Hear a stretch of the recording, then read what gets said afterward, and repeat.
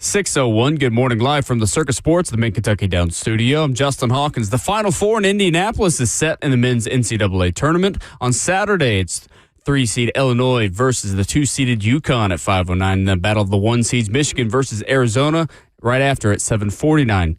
This past Sunday, UConn's Braylon Mullins had the stunner of the weekend, sailing the Huskies' 19-point comeback with a 35-foot three-pointer with just 0.3 seconds left on the clock, upsetting Duke after a Caden Boozer turnover. UConn won 73-72, and they returned to the Final Four since 2024. In Tennessee Vols, their season came to an end on Sunday after a third straight trip to the Elite Eight, but couldn't get past one of the college basketball's best, losing to Michigan 95-62. The Wolverines had 5 players reach double-digit points. Vols head coach Rick Barnes, when asked after the game if he's committed to next season, Barnes said, quote, "I am." And then asked for Predators this weekend after a 5-game win streak, have now lost 3 straight, including losing to the Montreal Canadiens 4-1 on Saturday and to the Tampa Bay Lightning 3-2 on Sunday. The Preds do still hold the second wildcard spot in the Western Conference playoffs by 1 point over the LA Kings, 77-76 points. For all your foundation repair and waterproofing needs, you got to go to USSTN.com. Breaking news at once on your home for the Titans and Vols. This is 104.5 The Zone.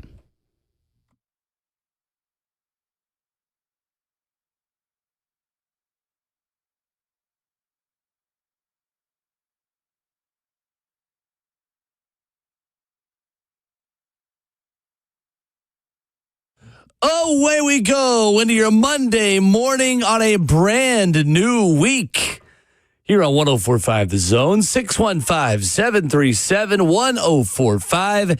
We stream it for you on 104.5 The Zone TV, Facebook Live, YouTube, Twitter, or Twitch. A third straight season for Tennessee basketball comes to an end in the Elite Eight after a dramatic yet comfortable win on Friday. A blowout loss once again on Sunday as a familiar script is followed and the wait will continue for Tennessee's first Final Four. We discuss a loaded week of basketball, 3 weeks until the NFL draft week is upon us, as well as Stoney Keeley will join us scouting some tackles at 7:20. And Ramon, we have similar conversations this morning about Tennessee hoops. That was close, but at the same time, yet so far. Good morning. Good morning, man. It was so close. Got you all in your feelings, the highs, the continued highs of it. Wasn't really any lows in it when it came down to this tournament.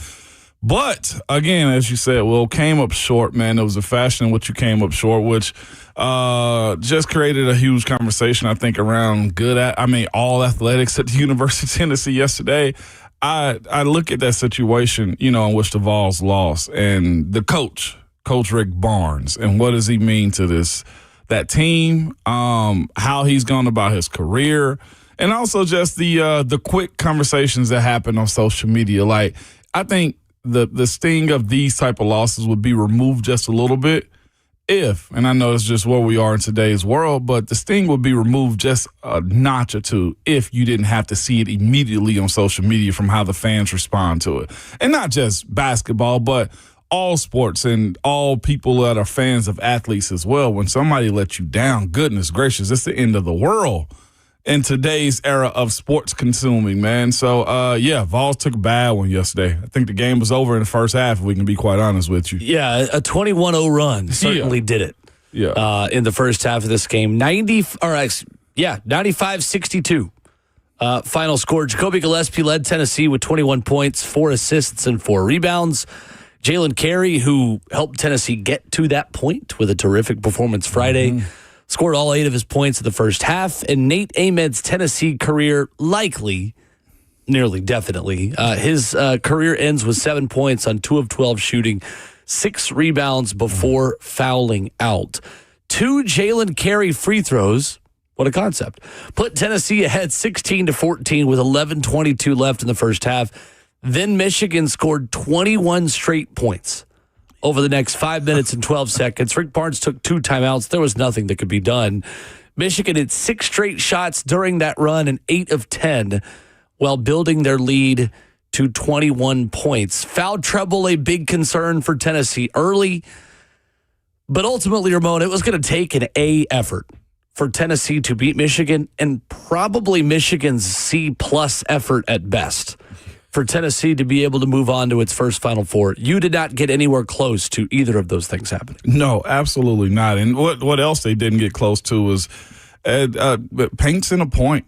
Points as going up against their bigs from Morris Johnson to Morris, all the way to Mara. Like, they were problematic around the board. I thought the game was going to go in Tennessee's favor sooner because of Ade Mara being on the sideline with a quick 2 fouls, but it didn't. You had J.P. Estrella get 2 fouls. You had Felix Akpara get 2 fouls. You had Jalen Carey get 2 fouls. Michigan was shooting 1-1. About 11 minutes left into the first half. Like, that's the way the game was going. And I personally am not going to go towards officiating on it. I know there's always conversation around that side of it. I just look at it and just say you got to be smart. If you're going to play physical, you got to know when. Like, Jalen Carey's second foul, he did bring his hand down as the Michigan player was going up, and he tried to be slick about it.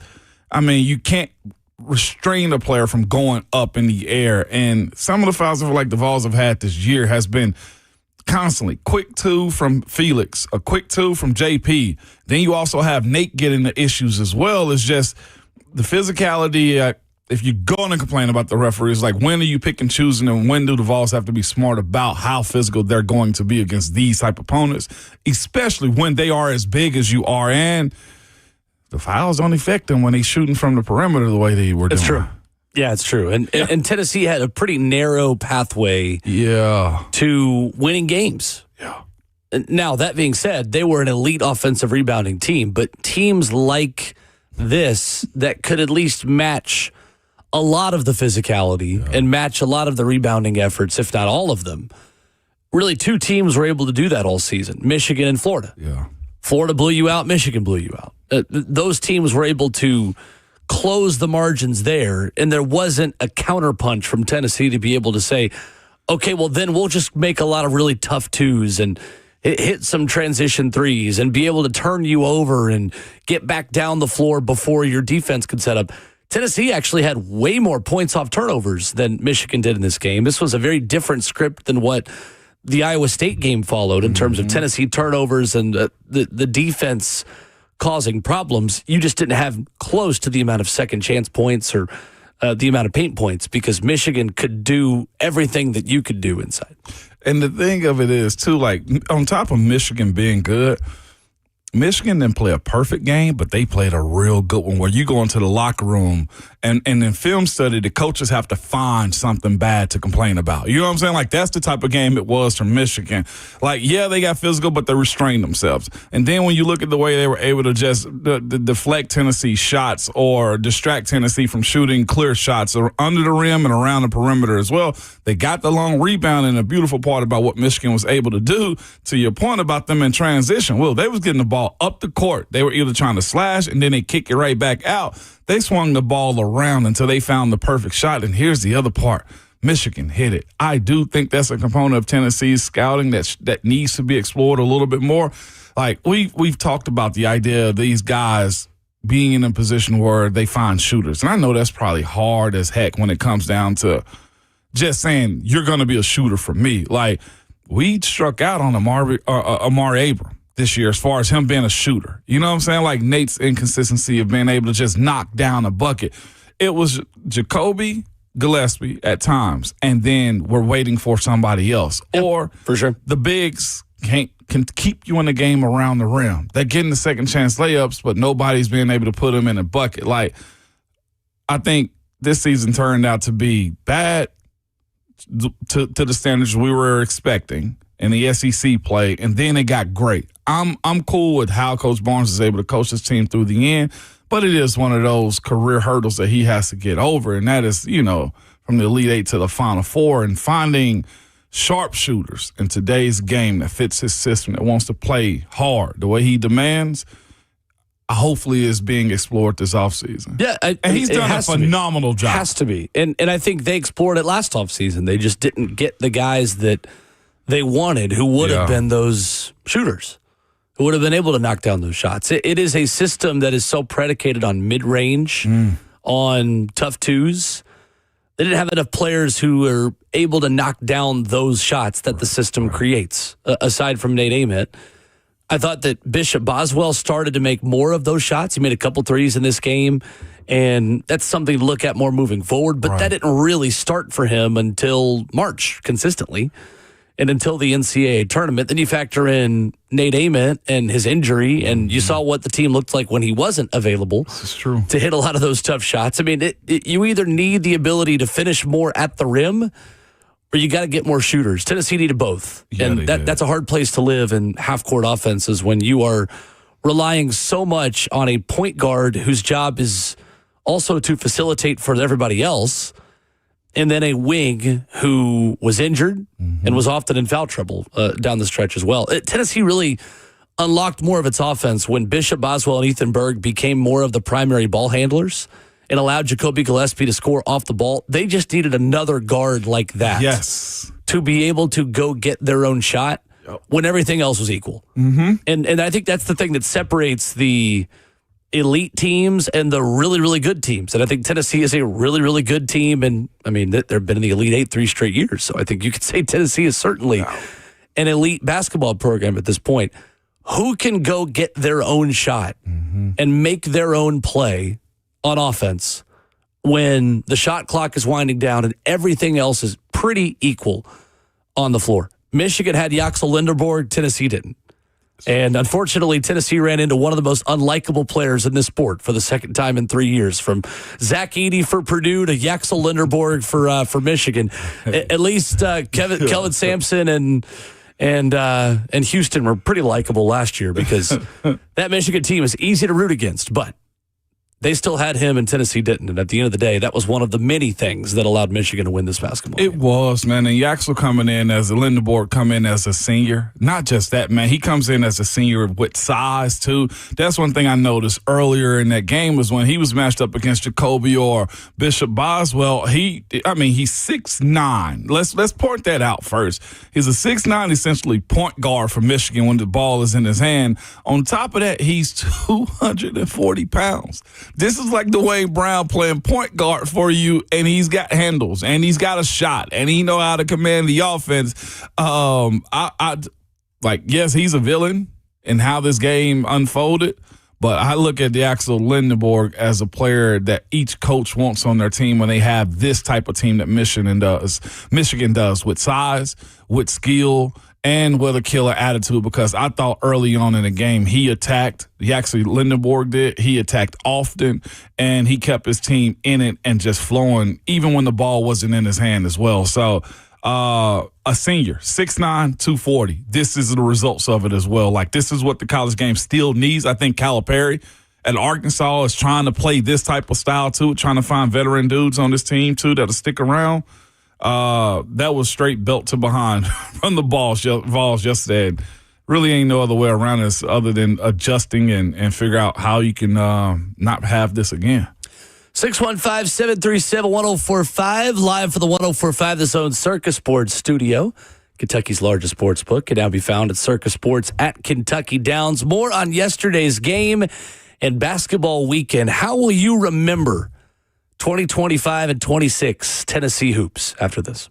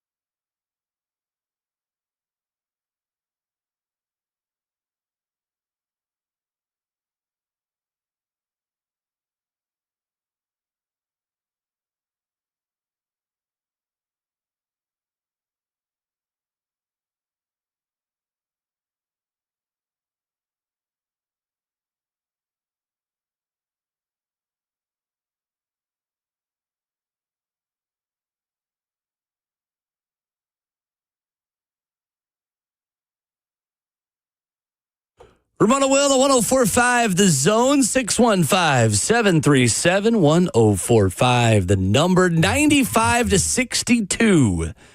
Michigan over Tennessee in the Elite Eight yesterday in Chicago. Ramon, what was the biggest problem for Tennessee yesterday in a third straight Elite Eight defeat? Something I've seen other teams do well that know how to go at each other. Like, I know Duke lost, but anytime anybody gets a run on Duke, they have a way to stop it. Coach Barnes had a media timeout, naturally stops the clock at some point in time. I think it was 11:58 that they stopped the clock. He called a timeout, and then he called another timeout, and there was zero response. Like, I think this team was talented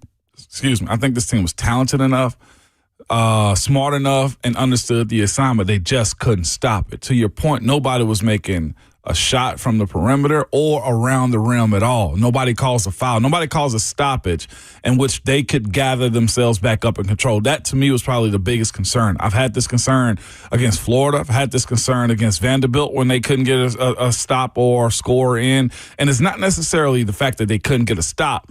Well, it should be, because that's their calling card. It's defense. It's being able to swarm you, get on top of you. But it is, you got to go offense to offense sometimes. I look at this as when it comes to other sports. What ways can I combat your offense? And that's also by scoring as well. And when they fell into that lull, even when Dwayne Brown had one of his fouls taken away and was given to Amari Evans, it was just like, well, where are your bigs? Where is the scoring going to come from? And I love Bishop Boswell as a player, but his shot isn't shored up right now. I almost look at him the same way I did looking at Zakai Ziegler a couple of years ago when you needed a score from him, and then he had the ACL injury, and he came back to the game with a better shot. Somebody's got to develop a better way to get a bucket, either by making the right contact against the wrong people or having the ability to swing the ball around and get a score. That, to me, was the biggest issue, as I like to use the old saying, they couldn't stop a nosebleed. Like, this was 5 gauzes up the nose.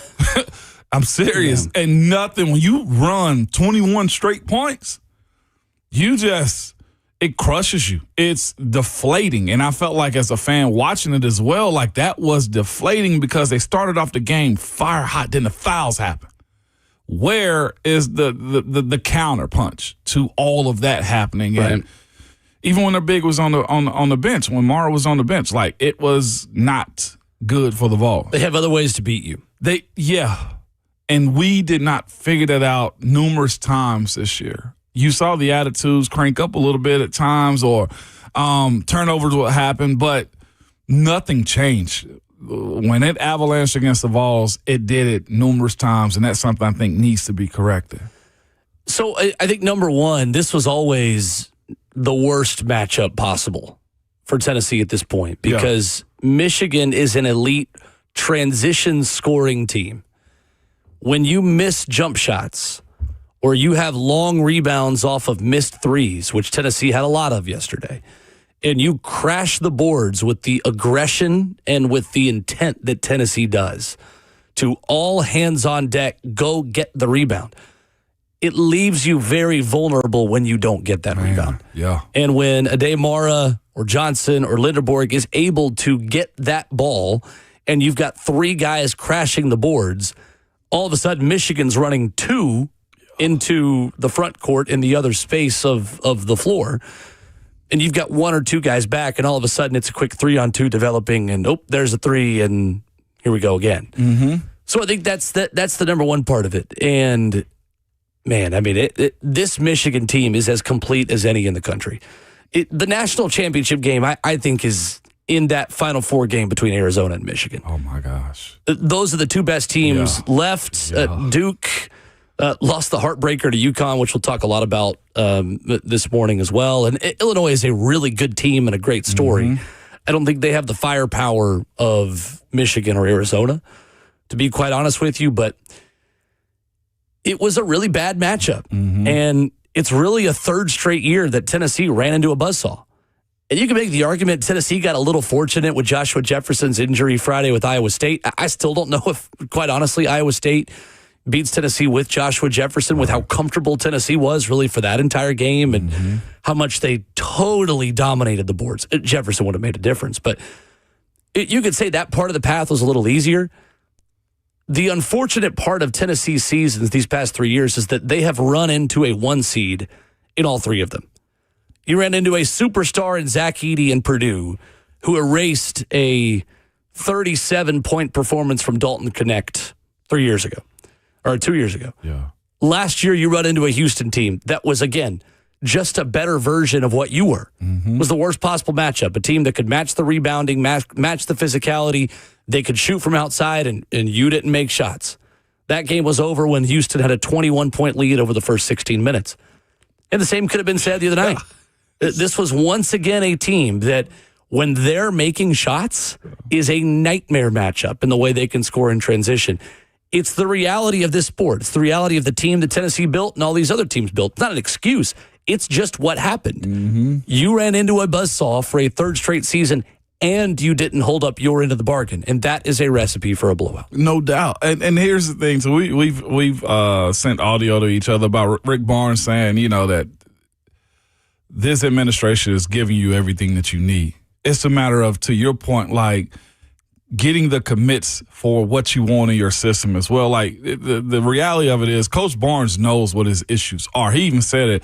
Grant Ramey did an article on them after the game, some of the post-game comments. And, one of the main topics is how the Vols are trying to close the gap to the Final Four. That is the biggest conversation with Coach Barnes moving forward. It just is. And it sucks because the body of work that he has, especially later in his career, is elite. He's been around for a while. He's had impactful players to go on to the NBA and do their thing as well. But here's what he says. and here's the reality of what you just were talking about. In the last 3 years, from Purdue to Houston to Michigan, he says this. He's like, there's no doubt we've got to shoot the ball better. We're so inconsistent doing that. I don't know if last year had this storyline, but this year definitely does. It always has under Rick Barnes. Yeah, and then he goes on to say as well, we've had games where we've struggled to score. Again, but you're playing against an outstanding team today that was scoring. But just simply, we all have to get better. We all have to keep working. Then here's the other part, though, too, and this is where, as a fan, as somebody as I enjoy watching the game and how teams continually build. I always say this about championship teams. You want to be continually knocking at the door. The Vols have been continually knocking at the door. The last SEC team that's out, I know it was an embarrassment for the Vols and for the league just in general as you send 10 to the tournament. But here's the idea behind it, though, too. When you have this type of loss and this type of embarrassment, you know where you need to go. Getting them to commit is one thing, but also understanding what NIL is capable of doing and how soon, now that you're out of the tournament, that you need to be recruiting those guys that you know are either dead eye or have the size to compete, because that's the other part about it as well. Looking at what Arizona's left with, looking at what UConn is left with, and Michigan as well. They all have size around the rim. I love the athletic bigs that we have, but it is hard in college. In my personal opinion, when you find an athletic-ish 7'2" and 7'4" centers that are protecting the rim as well. And that's no knock at J.P. Estrella, Felix Okpara, or K. Phillips when he come back either.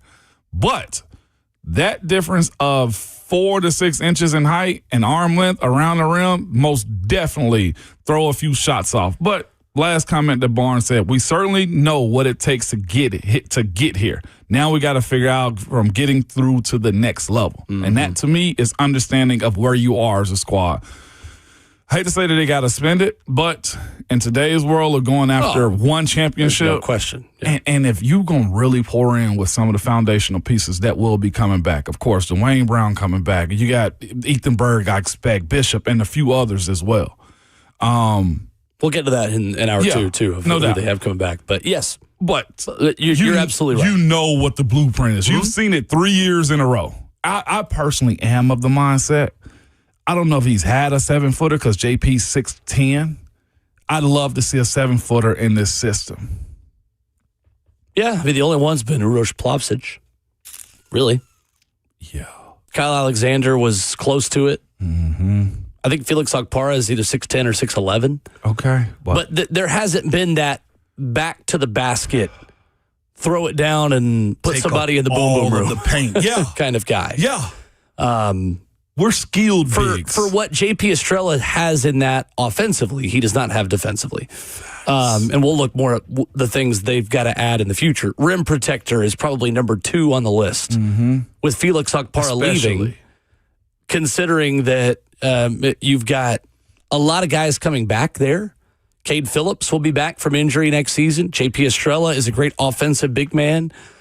Jalen Carey, I don't know if he's back or not. I would hope so. Because you're starting to play the numbers game now. You only have 2 open spots with no one transferring out and Nate Ament leaving. Again, we'll get more into that arithmetic as we go. To your point, though, about the offensive efficiency and Tennessee not making enough shots, there are so many predictive stats and nerd nuggets from KenPom that tell you about the floor you have to have offensively and defensively in order to win a national championship. And I don't have those exact numbers or qualifiers in front of me. The way I always see it, Ramon, when I make a bracket is you've got to be top 20 offensively and defensively for me to say that you can win a national championship. And you've got to be top 20 in both because you have to win different types of games on your pathway to winning the national title. It's the way that I like to see it. Top 20, I think, is generally a pretty good way to view it. The last team that was outside the top 20 in either offensive efficiency or defensive efficiency on KenPom was Baylor in 2021. They were 22nd defensively, so right on the cusp of it when they finished the season, but they were second offensively. If you go down the list of the last national champions, in 2022, Kansas won the national title. 6th best offense, 17th best defense. In 2023, UConn won its first of 2. 3rd best offense, 7th best defense. In 2024, UConn wins again. Number 1 KenPom offensive team, number 4 KenPom defensive team. Last season, Florida, number 2 offensive team, number 6 defensive team. The 4 teams that are remaining, 3 of them fit this category. Michigan, number 5 offensively, number 1 defensively. Arizona, number 4 offensively, number 2 defensively. Wow. Illinois is the number 1 ranked offensive efficiency team on KenPom. They are 20th defensively. And then UConn, who just stole it from Duke, who for a second straight season chokes away a chance at a national title with a late lead. 28th offensively, 9th defensively for UConn. If they play the way they did yesterday, though, in the second half, they will end up probably knocking on the door of top 20 by the time the Final Four is over. So still time for them to get there. You want to know where Tennessee was offensively the last 4 seasons? Last 4 seasons? Yeah, including this year. This year, I think we probably would about 38th. 31st. 31st, okay. Tennessee ranked 31st in offensive efficiency this year. In 2025, Tennessee ranked 17th in offensive efficiency. Yeah. Good enough if you are an elite defensive team. Yeah, I agree with that. But kind of on the border, on the back end of what's good enough for you to win a national title. In 2024 with Dalton Connect, they ranked 28th. Were they? In offensive efficiency. And in 2023, they ranked 64th. Rick Barnes made some adjustments going into that 2024 season that gave more freedom, I think, to elite perimeter wing shooting guard players to be able to go get their own bucket. No doubt. You've seen the offensive numbers take a step up, really, since Grant Williams left, to be quite honest with you, because that was still the other elite offensive team that Tennessee had. Now the question is, how do you take another step forward? The challenge with that next year is going to be you don't have a point guard that's played in this system because you're going to have another starting point guard for the 3rd time in 3 seasons. It's been easier to find a replacement than it is almost a football replacement. They've made it look easy. Yeah, they've made it look easy. I think Rick Barnes would, if he was sitting here, would shake his head and say, well, no, it's not been easy. That's why I'm the commentator on this one, and the fan about it. He's made it seem easy. You can't lie. Like, he's hit gold with some of these guys that's been brought into the program. One, having Zakai, going to find Dalton Connect, and Jacoby, of course, this past year as well. But that's just where you are as a team, though. Offensively, they have to be able to take it up. Like, this is a world in basketball where you got to have a score where you can go 4 flat and get to the rim. And that to me is where it's both sides, too. I thought looking at Lindenborg yesterday and others that we faced throughout the course of this year, even some of the Florida guards like Lee, like they were able to turn the corner against us at times and go get a bucket at the rim. And either we didn't have a a rim defender the way we needed to because they were on the bench with fouls, or they just sized us up and just used angles and continue to just let it roll downhill. Who would have thought the concept of being able to make the three ball in today's world and just continually get in transition points is something that can win you a national championship, but these teams are showing that as well. I'm with you. I don't want to create a dud of a national championship game at the end, but Michigan and Arizona is it. Like, how are they on the same side of the bracket is flagrant to me, but I guess when you need Duke in it as well and they don't hold up their end of the bargain, it's not like UConn's a bad spot, but you mentioned what they are offensively. Legitimately, Duke, I ain't going to say they should be ashamed of themselves, but you don't let that happen right there. You should absolutely be ashamed of yourselves, which we'll talk more about in a minute. Brett Edgerton writes on Twitter yesterday, ESPN social media senior director, Tennessee fan, says, the bad news, Tennessee joins 2011 to 2013 Florida as the only program to lose 3 straight Elite Eights. The good news, the 2014 Florida team went to the Final Four. He says, I'm trying here, folks. I'm with you. It is a frustrating way to go out. Is it? We're going to talk about Duke in a minute. I would rather be blown out than lose the way Duke did every single time. Or the way Vandy did, for that matter. Me too. Absolutely. Or Florida, to be quite honest with you, too. Just to pile on their hearts a little broken, bit. too. Absolutely. That to me is where I find a little bit of comfort in the Vols is they weren't supposed to make it this far. Like, in the way this season unfolded, SEC play, just inconsistencies that they've had. Like, maybe they caught the bracket on the right side of it. I'd rather be lucky than good sometimes, and that's where they were. I don't think they were lucky at all. I mean, they played a 1 seed of the Elite Eight for a 3rd straight year. Well, I'm talking about before the Elite Eight. I'm talking about from the round of 64, 32, and Sweet 16.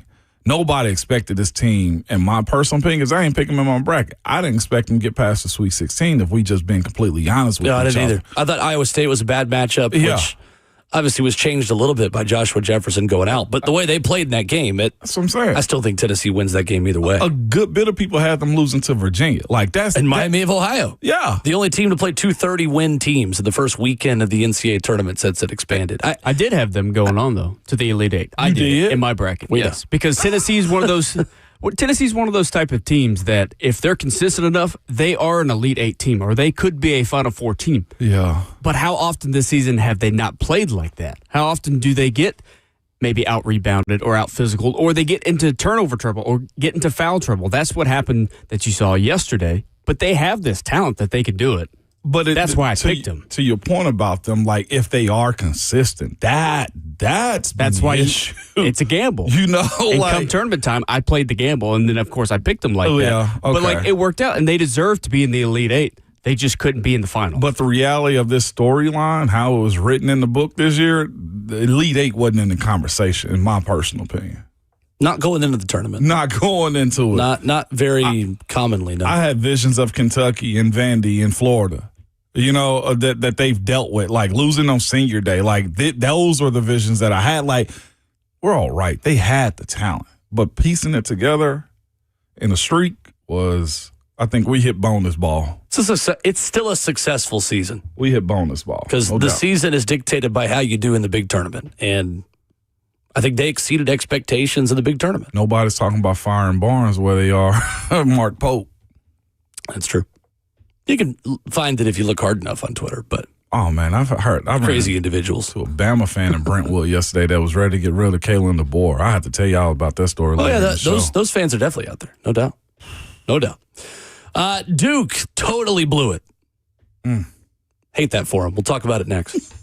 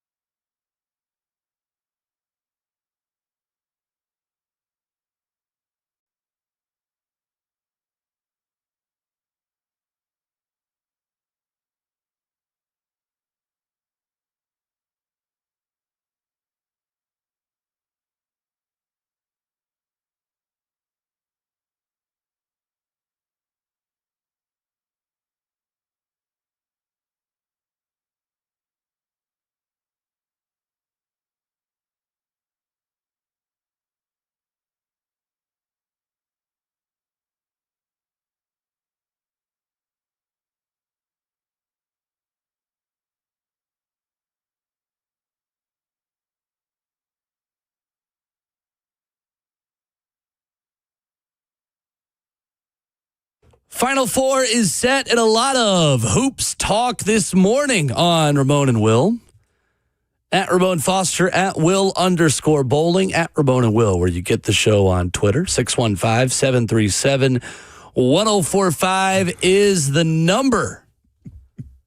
The Duke Blue Devils go down yesterday in dramatic fashion as UConn with a late buzzer beater with 3/10 still to tick off the clock from Braylon Mullins. Get a win. 19-point comeback for the Huskies, who yesterday get a 73-72 victory. 20 points on 13 Duke turnovers, and 3 of them what made the difference, Ramon, in a very, very dramatic onions finish in Washington, D.C.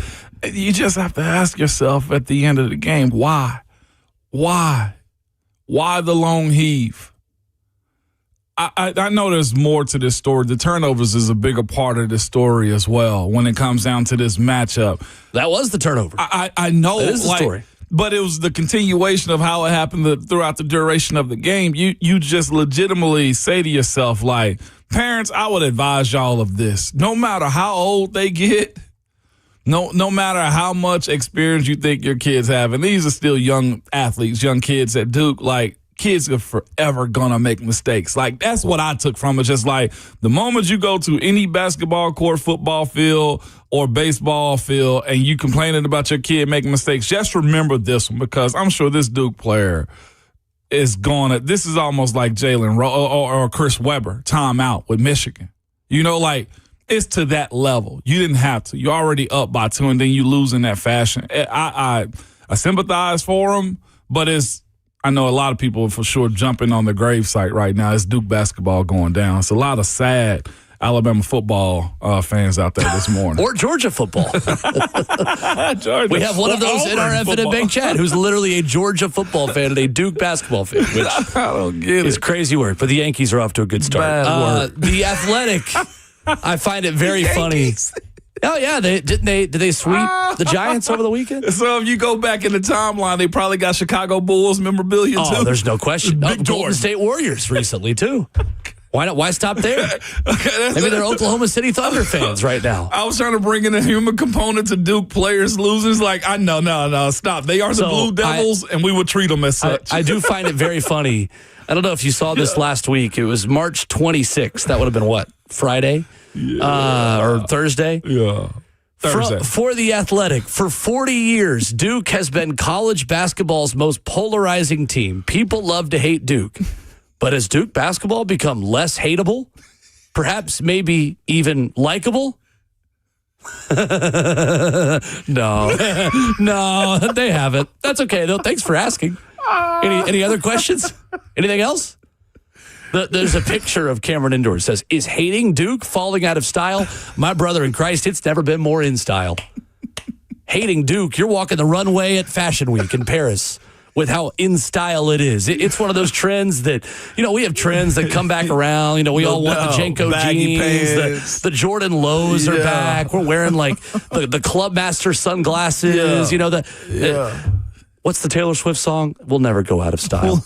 Hating Duke will just never, ever, ever, ever, ever, ever go out of style. Okay. You had Carlos Boozer like waving goodbye to St. John's fans after they beat them in the Sweet 16 game. Listen, like I it's not personal. It's just, hating sometimes sports. You like a team and you have to embrace everyone hating you. No doubt about it. It's just the reality of it. It's the cost of being good. If you choose to jump on the bandwagon, just know when that bandwagon gets a flat tire, we're not the Good Samaritan to help you on the side of the road to get you back up and running. So you driving and splashing water up. We're the first 2 people that just kept going. I know it's Holy Week, but when you're Duke and you've got Duke resources and Duke money, you don't need help getting right back on the road when you got a flat tire. I mean, you're a private institution that has a great educational system. But how about teaching your players not to heave the ball down the court is what you're saying when you're up by 2. And you see the video of John Shire, like, watching the play happen? Yeah. He's literally motioning, telling him to pass it. Yeah. Like, this was the plan. I know. You were within 10 seconds. There's no 10-second call you were going to get here. Brother. UConn has to foul you.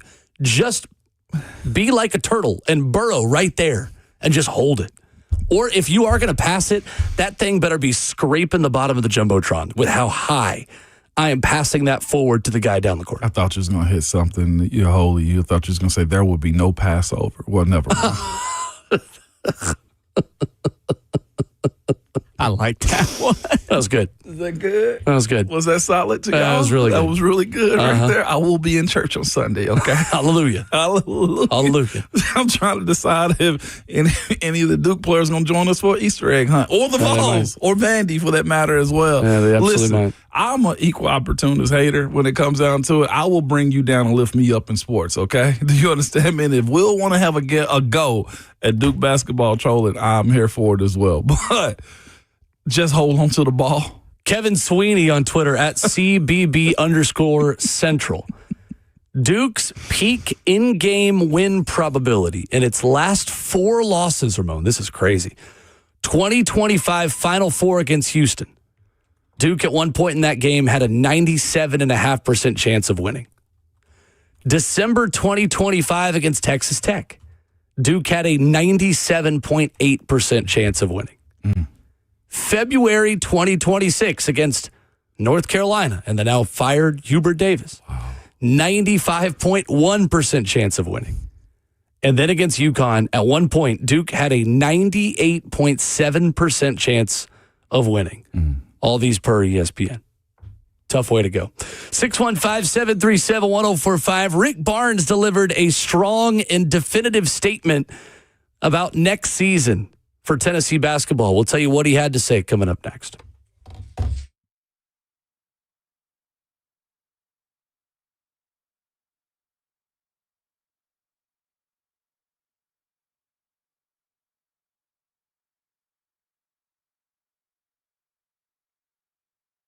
Go where the pros go. Dickens Turf and Landscape Supply to take care of your lawn all year round. The best parts, the best products, and the best advice in Middle Tennessee. I'm joined this morning by my good friend Trey Hartsook. And Trey, you guys have the best equipment on the market. Tell the people how you can help them out. Hey, well, we know a couple of things to be true. We know that you can go to about anywhere in Middle Tennessee and buy a lawnmower or buy a weed eater or buy a backpack blower. At Dickens Turf and Landscape Supply, we really specialize in getting you the equipment that you need for your specific application. Whether you're cutting 0.3 of an acre or 33 acres, we have great options when it comes to mowing your grass, weed trimming, backpack blowing. In our opinion, we have the best brands in the industry. That's why we carry them, because that means so much to us. We've got Toro, we've got Wright Standard, we've got Walker, we've got Ferris. We're even carrying the steel mowers now, which a lot of people didn't know. And they're really high-quality machines. But if there's a Dickens Turf and Landscape Supply near you, we would love for you to come in and just see what we have, what we offer. A ton of great options. Stop in and see us. Across all Middle Tennessee, Nashville, Tennersonville, Murfreesboro, Bellevue, Brentwood Lawnmower, Mount Juliet, and Franklin. If you can't get a hold of us, check us out online, DickensSupply.com.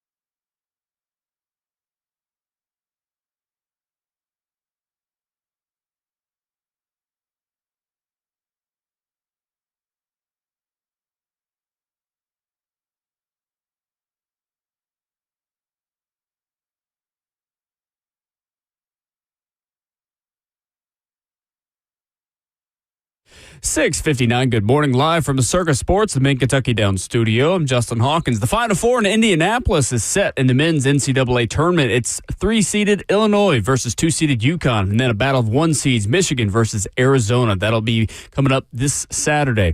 On Sunday yesterday, UConn's Braylon Mullins had the stunner of the weekend, sealing the Huskies' 19-point comeback win with a 35-foot three-pointer with just 0.3 seconds left on the clock, upsetting Duke after a Caden Boozer turnover in their own half court. UConn won 73-72, and they returned to the Final Four since 2024. Tennessee Vols, their season came to an end on Sunday after a third consecutive trip to the Elite Eight, but couldn't get past one of the college basketball's best, losing to Michigan 95-62. The Wolverines had 5 players reach double-digit points. Vols head coach Rick Barnes confirmed to reporters after the game that he's committed to next season when he was asked after the loss. And the Nashville Predators over the weekend, their 5-game win streak continued, losing 3 straight to Montreal Canadiens 4-1 on Saturday, and to the Tampa Bay Lightning 3-2 on Sunday.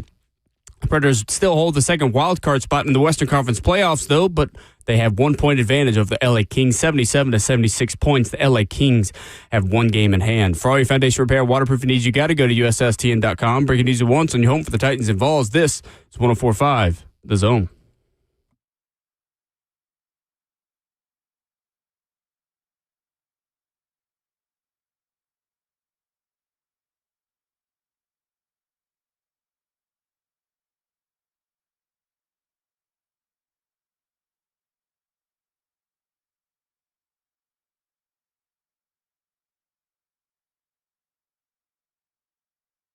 $7 a.m. and hour number 2, getting started on this Monday morning, a beautiful day in the Music City. Glad you're with us. The phone number is 615-737-1045. The comment section open, of course, in the F&M Bank chat, Facebook Live, YouTube, Twitter, or Twitch. Stoney Keeley stops by coming up in just about 20 minutes. We're talking tackles this morning. How lucky are we to talk offensive line in the NFL draft for 2 straight weeks, Ramon? Hey, I mean, I think that's great fortune. It's okay. It's all Absolutely, I'm saying. it's Okay, great it's phenomenal fortune. No doubt about it. The Alabama thing, the football thing. So I'm at my goddaughter's soccer game yesterday. We were up in Brentwood. This guy walks by with a Bama hat on and stuff like that. I'm thinking, why are we talking? You're not in an NCAA tournament right now. He was an awesome guy. Let me say, I didn't even introduce myself. We didn't introduce ourselves to each other. But as I'm walking by, I had my Vols sweatshirt on yesterday. It was windy and kind of cool yesterday. It was. And that was Vols game day because, of course, we were in the Elite Eight and nobody else in the SEC was. But moving on with the story, he goes to me, "You think you're going to be able to smoke some cigars this year?" I told him, I said, the fact that you asking me that question lets me know that we can smoke some cigars. And he was like, I don't know. It was just like, and we were going back and forth for a second and stuff. And I said, you know what? I love the fact that we can go back and forth now. This used to be this way. That's right. And I said, in fact, the Alabama fans are even paying attention to people in orange. In the offseason. In the offseason, I continually say, I was just like, man, you guys are closer to firing your coach than we are. He said, good. I said, Kalen DeBoer gone? He was just like, get him out of there. I was just like, yes, sir. You said it, not me. Your words, not mine. Your words, not mine. I didn't realize that Kalen DeBoer was having this type of hate in the offseason, man. It's basketball season right now. There's no question. But I enjoy those interactions, though. I had a crazy one about a week and a half ago at Lowe's. Vandy fan. Yeah, you mentioned that one, too. That one. Yeah, I enjoy those back and forth. Just know that off air, I talk a lot of trash. Okay. On air, you talk a lot of trash. I'm what do you worse mean? in person. Okay. Like I can really just stab and twist a knife in person. Okay. Because I enjoy trash talking. I feel like I more so talk it on air than I do off air, probably. Nah, I meet you in your face. I enjoy it back and forth. Oh, I blocked somebody yesterday on Twitter too, proudly. Yeah, he sent out the belt to behind emoji with Michael Irvin and stuff. And I was just like, okay, I see Miami on there. I don't even know if Miami made the tournament for basketball. They did. And then didn't last long. Okay, with that being said, so I asked the buddy, I was like, yo, who you a fan of? It don't matter, whoever beats Tennessee. I say, you know what? I know you'll probably get some satisfaction from me blocking you. I said, but you don't deserve this. I think we need to stop forgiving bad behavior like this. If you want to block somebody, I know, you block me, you soft. No. I choose peace. I will block you on my social medias, especially when you got zero reasons. I don't know you and we've never had an interaction together. So whoever that young brother was yesterday, man, find me somewhere else. But you won't get me on Twitter. You can't find them. Like, I can't find you somewhere else. I proudly block people, okay? Rick Barnes, after Tennessee's 95-62 loss to Michigan, was asked if he is 100% committed to coaching next season, and he said 2 words, I am. There's always a lot of talk about this with Rick Barnes being a coach in his 70s. I'd kind of heard a lot of stuff, Ramon, the past few weeks, and people more speculating about this, that, hey, this could be it if Tennessee makes a Final Four, if regardless. I'll be honest with you, and we've spoken about it on and off air. I never really thought this was going to be it for Rick Barnes. Even. And his comments about the young core that Tennessee has coming back have been pretty consistent. I think it was a few months ago after a game, he said, we really like the young group of players that we have. Yeah. We've got to keep them here moving forward, and I'm looking forward to coaching these guys. It feels like he's got the beginning again of another really good foundation of Rick Barnes' Tennessee guys. So Tennessee has 9 players who could return for next season. They will lose Jacoby Gillespie, Felix Okpara, which that's a underrated big blow, Amari Abram, and Grant Hurst. Those are their 4 seniors. They will miss Nate Ament as well. Yes, for sure. Nothing's ever 100%. I would say it's probably 99%. He's still like top 10 projection at this point. There's no reason for it. I know there's a lot of discussion. Like, is he ready? In the NBA, in the first round, when you have the potential that Nate Ament does, yeah, the NBA is always going to bet on and invest in that level of projection and that level of raw ability. Mm-hmm. Nate Ament's not the only one who's not going to immediately be ready, but also should go ahead and go. So that's 5 players that are gone. Tennessee has 9 players that could return, but in the portal, obviously, you're probably going to have some exits. From there, Tennessee has 3 juniors on the roster, J.P. Estrella, Cade Phillips, and Jalen Carey. Ethan Berg and Bishop Boswell are sophomores. Dwayne Brown, Amari Evans, Troy Henderson, and Clarence Masamba, the freshmen. Tennessee is going to add incoming freshmen in Marquise Clark, Manny Green, and Ralph Scott. As things currently stand, Tennessee has 4 players leaving and 3 coming in. Nate Ament declaring for the draft would give Tennessee 2 open spots to work with. 2 open spots. This is where I think things get kind of tricky. You need a starting point guard without question, like a top of the transfer portal market starting point guard. You need a rim protector. You need a guy that can shoot at the shooting guard spot, and you need another wing.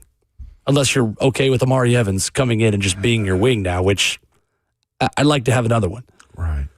Means you're probably asking someone to leave, unless 2 guys just exit on their own. I don't know if Ethan Berg is back. I don't know if Clarence Masamba is someone that didn't play a lot that they like, I think, is a high ceiling kind of player. Jalen Carey was up and down with his inconsistency, was great in the Sweet 16 win over Iowa State, is that enough to get him to come back? Does he want to come back with the way I think he kind of clashed at times with the way Tennessee goes about its business? It's going to be a really interesting offseason to build on, I think, a really solid foundation of Rick Barnes culture guys in Boswell and Estrella and Evans and Henderson in Cade Phillips and a number of guys that I think gives Tennessee the chance to reload again next season. I know, and this one's, like you said, impactful players, too. I'm instantly looking at the bigs. I don't know if I'm having a conversation with Ethan Berg or Bishop Boswell. I think Dwayne Brown is fine. Amari, the freshman. The sophomores and the freshmen, I think, are fine of this equation. I'm looking at J.P. Estrella versus Cade and Jalen Carey. You need a big, long rim protector. I'm not sure what Jalen Carey's NIL is, but I feel like Rick Barnes liked him. I think he likes him a lot. I think if anything, you're asking him to take a pay cut to stay. I'm not sure if he can pull a Toby Awaka and go that pathway to where he's at a bigger, better school as far as basketball is concerned, for a bigger role as well. Like, I think when you look at, to your point, the ups and downs that Jalen Carey's had, Probably didn't get your return on investment that you thought you were going to get. Now, here's the other part, though, too. Rick Barnes has come out and expressed his love for him, how he goes at him personally, not personally as a basketball player. I think he does a lot more off camera than he does on the court for this team as well. And you need a bully. I think next year, having him be a part of it, unless you go find a replacement, is crucial for this team. It's between Cade and JP for me. And they could all come Phillips. back. I mean, you could subtract another one of these forwards and bring back or another one of the guards and go add a rim protector as well. Like, you could go with 5 bigs again if you're going to play a 3-guard, 2 big man system. There's also the idea of you could go back to 4 guards and 4 perimeter players and 1 guy inside. There's a lot that Rick Barnes has got to sort out here. I heard the broadcast speaking about the second chance points that the Vols get and stuff like that. Well, he said, one of the commentators, I forget who it was basically like, well, the Vols also play 2 bigs. Where else are they going to go? They don't shoot threes. Yeah, Steve Lapp is talking about that, the analyst. So where is that next transition? Does that happen for the Vols moving forward, too, if you're talking about eliminating one of these bigs? The Cade Phillips one, I think Cade stays. The one, I think so, too. I guess the one ace could be JP. I think the guy that's most likely to leave is Jalen Carey. You do? Yeah. On one hand, Rick Barnes has said, I've coached him harder than anyone else on this team. Yeah. The way Jalen Carey has taken that coaching, I think, will decide whether or not he wants to be around. Does he like being coached that way? Does he like being coached really hard and kind of being ridden a little bit? He's got a football dad. Or do you want to go somewhere else? I know he has a former NFL football player as a dad. Vernon Carey. Played for Nick Saban. I think that plays a part in it. But again, at his offense, what are you asking him? Where are you asking him to go to is the only reason why, if he wants to leave. I think it's more about defense. I think it's more about Tennessee. You saw what Tennessee's defense looked like without Felix Okpara out there yesterday when he was out with foul trouble. Yo. Because everyone was out with foul trouble. Yeah. Early in this game. Like, who is that long rim protector that can erase the perimeter defense when it doesn't stop someone from getting inside? Like, Felix Okpara covered up so many of Tennessee's mistakes on the perimeter, or just covered up really good drivers and slashers getting to the rim, and his ability to just simply, like a rim protector, protect the rim. You got to go find another one. He's a good problem. The one of the main issues that Coach Barnes had, which is a good one, is his freshman hit. The ones that were available and played, they hit. Like Dwayne Brown role grew this year. Now, Dwayne could X out Jalen too. I do look and say, I think there's a purpose for Carey if you had a bigger roster. And that's the issue. Is where are you spending your money and how big of a roster can you get? I mean, again, Tennessee had 5 bigs this past season. They only played 4 of them because Cade Phillips was obviously hurt the whole year. Yeah. But you can do that again. And you can say, Ethan Berg, appreciate you. He's the one to me that I'm kicking out. I know there's room, but if we're talking about going and get a shooter, a guard, a game wrecker, I think you look at Ethan as like, man, we appreciate it, man, but you can go ahead and go to BYU if you want to. I think it is impressive considering how Tennessee did miss on 2 shooting guards, and it didn't really come back to bite them until the Elite 8. That's when it gets tighter. Because Amari Abram and Ethan Berg, with all due respect, did not meet expectations and what they were supposed to be. Ethan played a lot better down the stretch, and Ethan, for a 23-year-old sophomore, was a lot better in the NCAA tournament than what he gave Tennessee for a lot of the season. But I think Amari Abram was supposed to come in and have a much bigger impact. That's the one. And you know who that was kind of the replacement for? Who? Was Duke Miles. Was it? Tennessee really wanted Duke Miles in the portal. Ooh, what a strikeout. Yeah.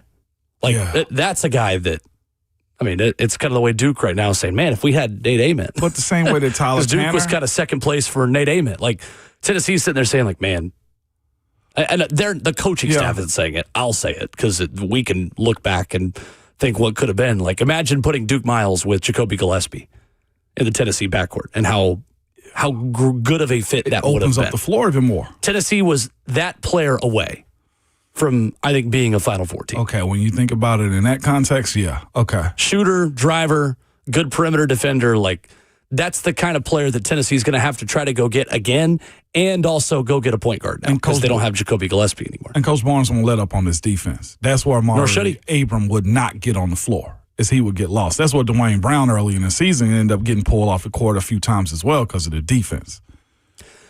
Coming up, Stoney Keeley joins us. We are scouting tackles this morning with the Ramon Will draft expert after this.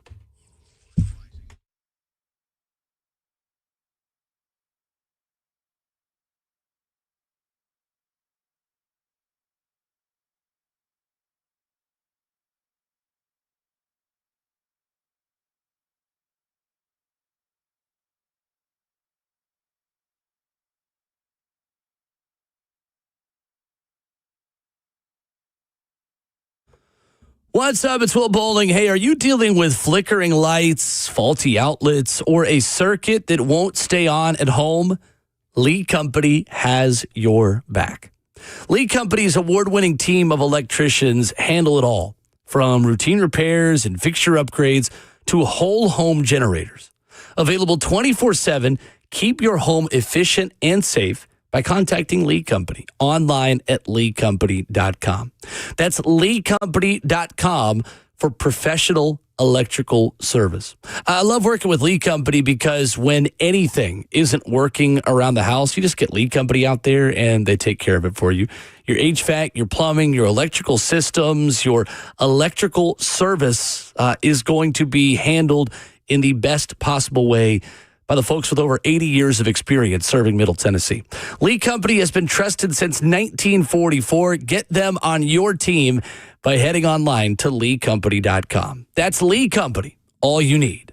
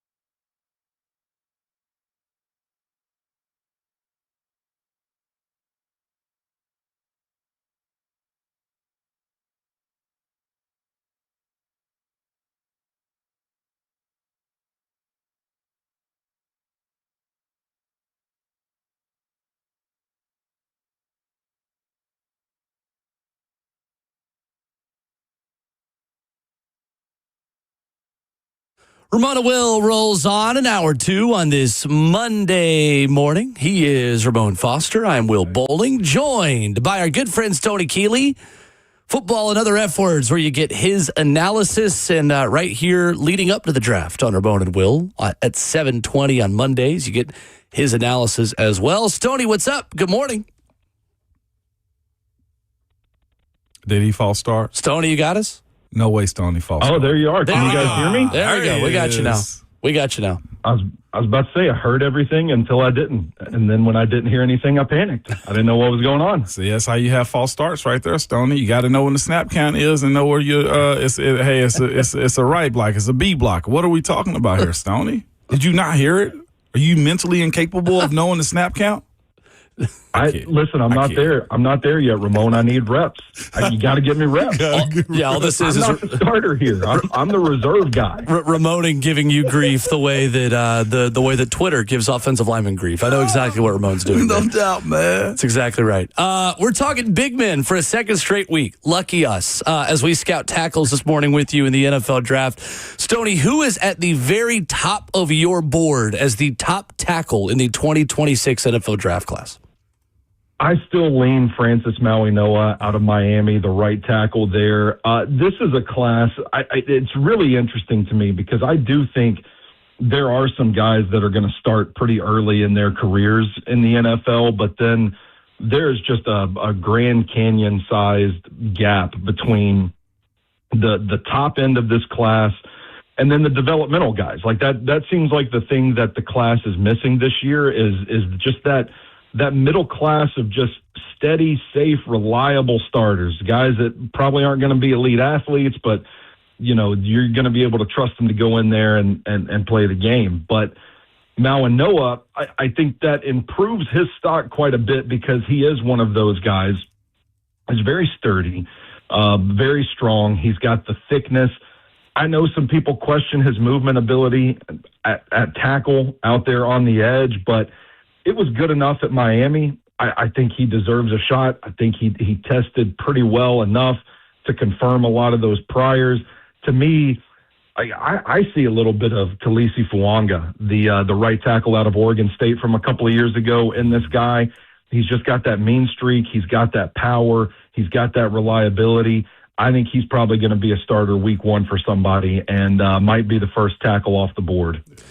Stoney, Monroe Freeling, the 21-year-old prospect from Georgia, is built like so many Georgia offensive linemen. At 6'7", around 315 pounds. Why has he risen up so many draft boards as we get closer to the draft, where some people have him as now a trendy pick to be, if not the first, but the second tackle off the board? Yeah, I think he could be a potential top 10 pick because, man, the dude's an athlete. He's a little light in the frame, but he can move. He can glide out there on the edge. I think he's got pretty effective hand usage. Footwork's pretty good. Like, there's stuff to build upon, obviously, but I think the ceiling is very high with Monroe Freeling. The thing that you see show up on tape, it goes back to that light frame. I mean, this guy can get pushed around. He can give up his chest, take a shot, give ground. He can get tossed around by his shoulders a little bit. Like, he is not the sturdiest guy, but you mentioned how young he is. And I think that if you are going to draft Monroe Freeling, you're going to have to get him in the first round, obviously, because I do think he's probably pound for pound the most talented offensive tackle prospect in this class. But you're going to have to kind of get him into a strength and conditioning program at the NFL level. You're going to have to add on a little weight. You're going to have to work on that core strength. So for me, Monroe Freeling does have that high ceiling, but I think if you're drafting him this year, what you're really doing is drafting him for next year to see if you can get him in, kind of refine some of the technique slippage issues, get a little bit of weight on him, kind of get more of that core strength going, and then he's going to be all systems go by 2027. Now, I know some people hear that and they probably think you're not drafting a guy in the top 10 to put him on the bench until next year, but I mentioned like this class kind of missing a lot of like upper tier talent. This guy is an upper tier talent. I just don't think he's ready quite yet. So if you're a team that maybe has a halfway decent roster and you can afford to kind of draft a guy high and stash him, I could absolutely see Monroe Freeling being a top 10, 15 caliber pick. We're joined by Stoney Keeley this morning, football and other F words, also our draft specialist and expert this morning. Stoney, one thing I've noticed about the trend in the last few years, man, aside from the 2020 draft, maybe one or two other players here or there, the at-large teams are not putting offensive linemen in the draft the way they used to. Have you seen an uptick in smaller school transfers to bigger schools like, of course, your Georgias, your Alabamas, your Utahs, even more than you have in years past because of big-time ball is what they're looking for to prove themselves? Yeah, and it kind of speaks to a conversation that you and I had off air a little bit last week, Ramon, is like the state of offensive linemen today. Like, I don't know, man. Just to be blunt, some of these guys get to the Senior Bowl in Mobile, and they're being taught like hand usage, footwork stuff that is like, some of these guys haven't ever been taught this stuff before. So that's why I do think we talk a lot about quarterbacks getting ready for the NFL level. I think there's a curve for offensive linemen too because of the state of coaching now. But the byproduct of that is, like you said, it makes the guys that are a little more refined, that are a little more polished, that know what they're doing a little bit more, even more valuable to some of these bigger schools. And so what we're seeing now is that sort of pipeline. Like, I think of an interior guy we talked about last week, Emmanuel Pregnon out of Oregon. Started at Wyoming, went to, I can't remember where, and then ends up at Oregon, like taking steps up the ladder because those guys are harder to find these days. And so you have the size, you have the talent. If you have that extra edge of the coaching, the technique, like you know what you're doing, your coaches trust they can put you out there and you're not going to stay in the bed, if you will, then that makes you more valuable. So teams are going to seek these guys out. I do think it's an interesting trickle-up effect where the development of O-linemen has kind of suffered in this age of college football. So now, like, these guys are starting to get to the NFL, and they're needing a little more attention. No doubt. Well, from a school that's been, I guess, more steady as far as putting players in the league, man, is Utah, the Utes, man. Spencer Fanu has also been one of those top 5 rated offensive tackles coming out as well. What have you seen on his tape? They also got their other tackle in this top 10 rankings as well going into the draft. Yeah, I'm a big fan of Spencer Fano. Right tackle out of Utah. Like, this is a great class if you need a right tackle that can come in and play right away. I'm curious to see what the team that drafts him does with him. There were some questions about the arm length out of the combine, and then he goes to the pro day and gets a different measurement, and now the arm length is okay. So I guess we're playing this back and forth with the measurables. He's a guy that I think could kick inside the guard. There were some teams at the combine working him out at center, seeing if he could snap the ball. Very versatile guy. Wow. His issue, it doesn't come down to length for me. His issue is more about that frame. He is a little lighter, and I do think it shows up at times on tape. But as far as, like, the technical aspects of it, the movement aspects of playing tackle, I think he's probably one of the cleanest prospects in the draft. I think if you're just grading the O-lineman just across the board, regardless of position, he's near the top. I mean, he's probably up there, I mean, maybe 2 or 3 for me, behind Venga Ioane and Francis Mawanoa. So versatile guy, really good athlete, probably the best hands in the class, and a guy that is good for that locker room as well. As far as Lomu goes, he plays left tackle, which is kind of there's not a lot of them at the top of this class. So if you need a guy that you want more NFL ready than a Monroe Freeling is, I think Lomu's probably going to be a safe option for somebody there. The last few picks of the first round early on day 2. I think he runs a little high. I think he kind of struggles to bend at the knees and kind of get down to get that leverage back, but powerful guy, steady technique. Utah, man, I tell you what, is one of these programs that we've seen throughout the years. Like, they can coach the offensive linemen. It ain't like these guys that get to the Senior Bowl and don't know what they're doing. These guys you can trust get to the NFL and know what they're doing. So Lomu, I think, is probably a high floor left tackle guy, more NFL ready.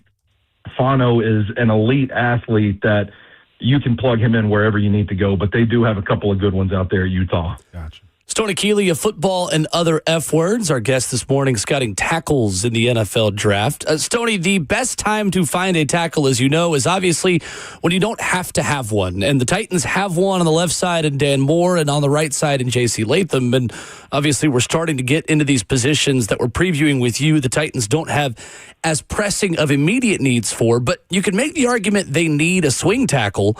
And you could definitely make the argument they need a tackle for 2027. Is there a player that you like on day 3 of this draft with a high enough ceiling to say that's worth a flyer that could end up being developed into a potential future starting left tackle? Yeah, I'll give you 3 guys that I really like on day 3. Diego Pounds out of Ole Miss.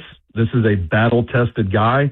That playoff run, he went up against the Reuben Baines, the Akeem Messidors, I can't remember the names off the top of my head, but a pretty good battle-tested run there for Diego Pounds. Left tackle, he's got length, he's got that finisher's mindset. I don't know what's going on with the balance. To me, the evaluation for him, there are times that he just kind of gets knocked around that I don't understand why that happens, to be honest with you. It could just be a footwork thing. It could just be like right place, right time, make sure you're in the right position kind of thing. It felt like, a small handful of plays every game that I watched, he wasn't where he needed to be and he got popped off balance for it. So I do think there's some refinement there, but the physical profile is great. He's got length, and I think he's got some pretty good tape out there. I would also mention Markel Bell out of Miami, and people drawing back to the Senior Bowl probably just are still having flashbacks of Markel Bell getting absolutely bodied by Derek Moore on that rep. Kind of shows what happens if you take on a power rusher without your feet set. But so maybe there are some technical issues that he's got to work out as well. But he's got size that you can't coach. I mean, this guy is 6'9". He's a massive individual. It makes it kind of tough for him to get the pads down and win those leverage battles. But honestly, as big as he is, it doesn't really matter sometimes. I mean, he's the type that he gets his hands on you and you're just toast. And then I would mention Travis Burke, the right tackle out of Memphis. They switched him over to the left side on some plays, primarily a right tackle, but he's got great length. He's got the size. Not the best mover. And I think that's where you see some of the athletic testing probably won't benefit him, but he has some gnarly pancakes on his tape. I mean, he wants to put somebody in the dirt, and he's got the strength to do it. A developmental prospect for sure, but there are guys on day 3 that could probably turn into something, that have the intriguing traits to turn into something. Stoney, man, we're continually having this conversation this year, and I even feel like locally as well, about decisions about tackles that transition. This draft in general, I feel like the first 2 or 3 guys can move to interior. Francis Mauinoa, Spencer Fano, Caden Proctor is where I'm at right now. Caden Proctor and also Brian Parker II out of Duke are both slated to be maybe interior guys. What have you seen from them, from college tackles to interior offensive linemen in the NFL? Yeah, I think if Caden Proctor kicks inside the guard, he can have a 10-year career in the NFL. Just because crazy. He's just a mountain of a man. He's got that power. He has that drive in the run game. He's another guy that I watched, and it's hard to exactly pin down what goes wrong. I just know there are reps. You watch Caden Proctor, and he's on the ground, and you're like, how on earth is that man? How on earth is that man on the ground? So he moves well for a guy of that stature, but it's almost like if he takes a shot to the chest or gets hit in the shoulders or something, the balance just completely crumbles altogether. And so when you're out playing on the edge like that, you need a little more firm balance. I don't know if you guys are familiar with the term, like connected to the ground, like just an extension of the ground, heavy gravity kind of guy. For him to be so big, I don't always see that on his tape. So it does make me wonder about him, kicking out and taking on a bull rush at the NFL level. So you kick him inside the guard, you don't have to worry about space as much. Brian Parker Jr. out of Duke is another guy that's kind of undersized. He played right tackle at Duke. Man, those Duke guys are really clean with their hands. They understand technique. They play with a mean streak. They're scrappy. They just latch on and stick to you like a barnacle.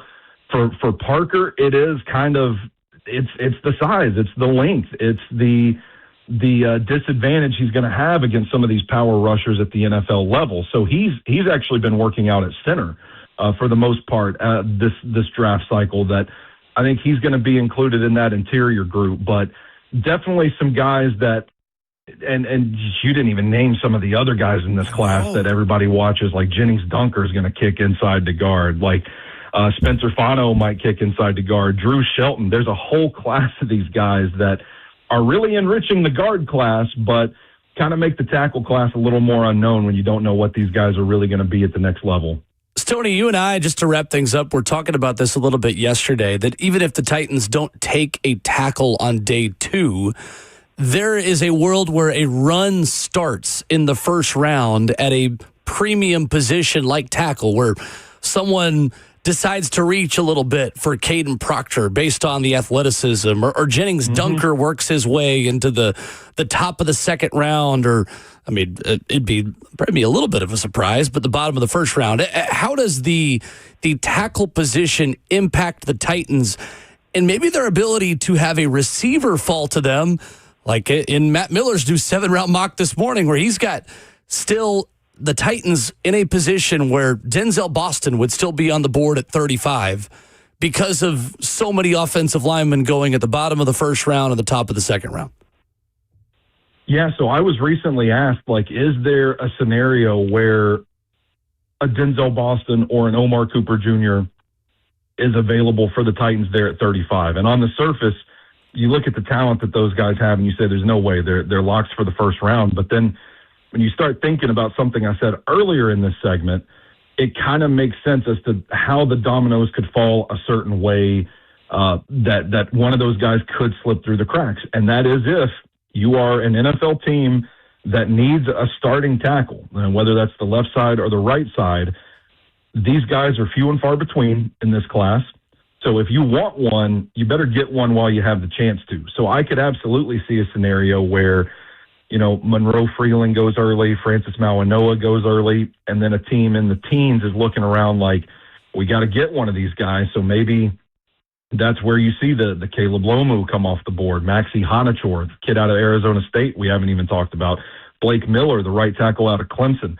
That's that class. And then depending on how you see Spencer Fano, he's another domino that could fall in there too. So there's 6 guys right there that I'm looking at and thinking, okay, well, if you need a guy to start early, you're going to have to probably get one of those 6 guys in the first round.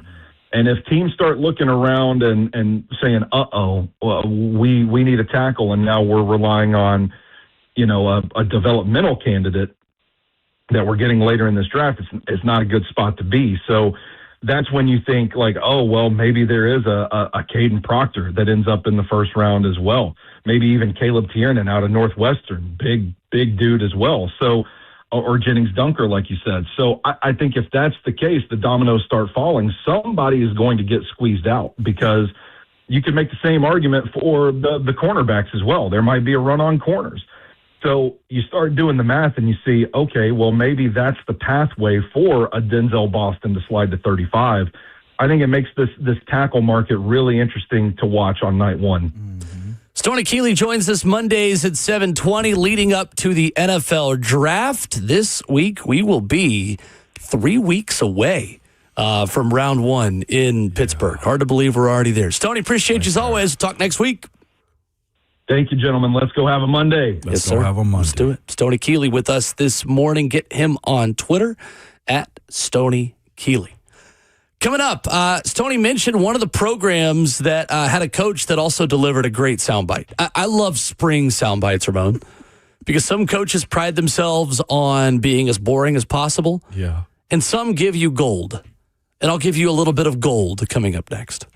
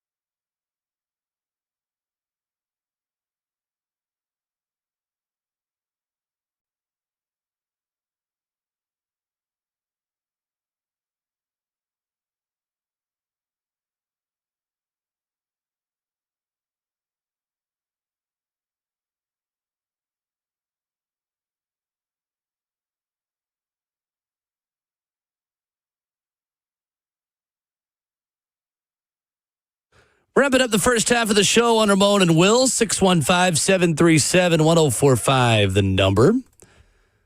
Talking offensive line with Tony Keeley this morning. Hit up the Ramon and Will podcast if you missed any of it. We got one nugget on an offensive lineman who is reportedly gaining some interest from the Titans. Hey, now. Via a national reporter this morning. We'll tell you about that at the top of the hour here in 10 minutes.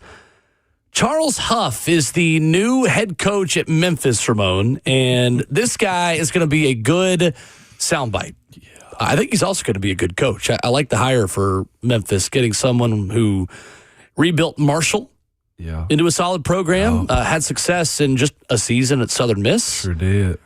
And is now off to the west side of the state, talking about music at practice. This was Memphis head coach Charles Huff on why his Memphis football team does not practice with music. I mean, when the Navy SEALs get ready to go do a mission, they not listen to Lil Baby. When they training to go to war, which we're training to go to war, they ain't listening to NBA Youngboy. So Coach Saban trained us like that. We should be focused on what it takes to execute the next play, not who's on the ox, who's pressing play. I've never seen the military get ready to go on a crucial war mission with NBA Youngboy playing their heads or in the background. I tell the guys all the time, if I got to play music to get you to play the game you love at a high level, we've got the wrong guys. Yeah. To me, this is a business, and we got a job to do at a really high level. Where these guys are trying to go individually, you ain't got a lot of time to be out there dancing and all that stuff, in my opinion. No disrespect to the teams that do that. That's their prerogative. But, you know, we're on a mission. And when we hit the field, it's business. We only get 15 opportunities. And if a guy's got time to dance and sing a song and all that stuff, then we ain't moving at a good enough tempo in practice. So we are focused on what do I need to do to execute the next play. When the ball snaps in the game and it's 50,000 people yelling, NBA Youngboy ain't playing.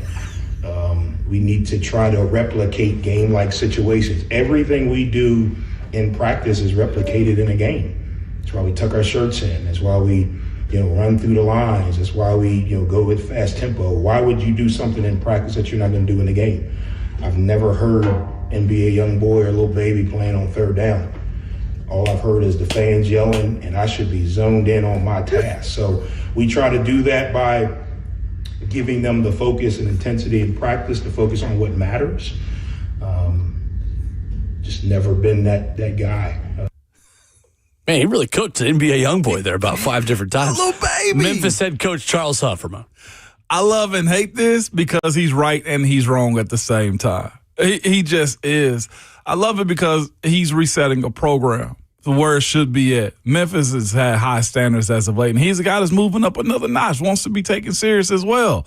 I hate it because everybody's part of this. This is not just true. I think he'll probably eventually get back to that point. The other part, too, is these athletes are just different. Now, here's the other side. He's going to have to go after a certain particular type of guy at a level that doesn't, hasn't been spoiled to this type of stuff. I think high school teams are doing it. And then they've also, I think, did studies. I've been told that they've done studies. The rhythm of the beat keeps guys moving. This is a tempo setter also for practices where you keep guys going and stuff like that. Now, if he's got some guys that, have to be medically given Adderall and stuff like that for their attention, then that's a different conversation if they get distracted like that as well. But I do know it's more than just playing music to get you going. It is the rhythm of practice where if you're playing rock, it gets them up. If you're playing, rap, it gets them up. Or if it's just kicking time of the practice, like guys have different flows and just music that they play for different periods of practice. He's right and wrong, and I love and hate it at the same time. I'm for this. That's where Memphis is, and he wants to be taken serious as a coach, so I respect it. Did you have music at practice at Tennessee? Never. Did you have music at practice in Pittsburgh? For the first period on Fridays, and we'd always play the Sir Charles' Friday song. Oh, you did? Y'all did too? We never. Yeah, Nice. I think that's almost like a universal NFL thing. Nice. To be quite honest with you, but never had music. Never. Not in camp. Coach Tomlin wasn't going for it. I mean, it's the kind of thing, again, like you said. You're trying to reset a culture. You're trying to build up. You're trying to zig while a lot of other programs are zagging. Get a certain type of individual. Yeah. But somewhere NBA young boys sitting there just getting kneecapped, just catching strays from Charles Huff, the head coach at Memphis. He made sure specifically to call out the same 2 rappers like 5 times. Little baby. What did they do to him? Because personally, and all the kids at school, I don't see how they listen to NBA YoungBoy. No, I don't either. That's just me. I'm like, I know I'm just 40, but like I ain't that outdated with music now. I'm not that outdated with music. I've never understood the love for it, but I like what Coach doing. Saquon signed off on it. Saquon Barkley did. Now, I had a good friend of mine that's been in that college world. Like, this coach is silly. These players absolutely have to have this as a part of their day-to-day. Like, you either, conform with the times or get left behind. Saquon Barkley quote tweeted that and said, haha, love it. Never change. I know firsthand the kind of impact Coach Charles Huff has on you as a man and how he brings greatness out of you. There you go. Hey, right. Coach is right. 615-737-1045, reacting to the story of the day, Tennessee's Elite Eight loss to Michigan, how the Wolverines made history in a number of ways with their dominant win over the Vols after this.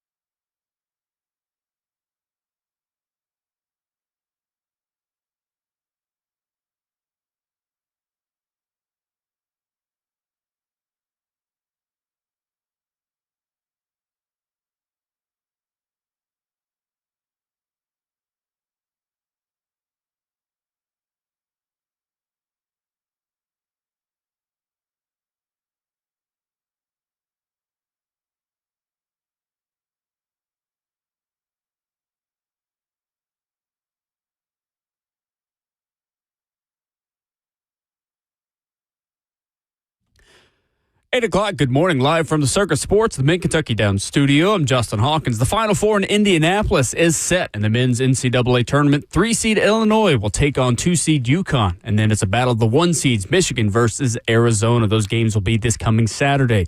Yesterday on Sunday, UConn freshman Braylon Mullins had the stunner of the weekend, sealing the Huskies' 19-point comeback victory with a 35-foot three-pointer with just 0.3 of a second left on the clock, upsetting Duke 73-72. Tennessee's season came to an end on Sunday after their third straight trip to the Elite Eight, losing to Michigan 95-62. With the Wolverines having 5 players reach double-digit points, Michigan has scored 90-plus points in each of their tournament games this postseason. The Nashville Predators, after a 5-game win streak, they continue to go in the wrong direction now, losing 3 straight, including losing to the Canadians 4-1 on Saturday and 3-2 to the Lightning on Sunday. The Predators do still hold the second wildcard spot in the Western Conference playoffs at the moment, 1 point over the LA Kings. And some Titans news this morning as Tom Pelissero reports that former University of Miami center James Brockermeyer recently visited the Titans. Brockermeyer helped himself with a standout week at the Senior Bowl. For all your foundation repair and waterproofing needs, you got to go to the USSTN.com. Breaking news at once on your home for the Titans and Vols. This is 104.5 The Zone.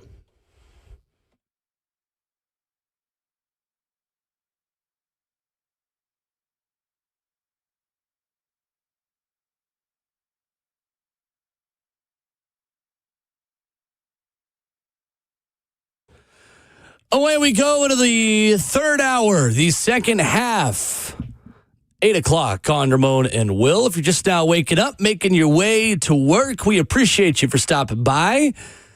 We're going to do a vibe check on Tennessee athletics coming up in 20 minutes. Oh, yeah. On basketball, on a football season that is turning the page into a little bit of a new era.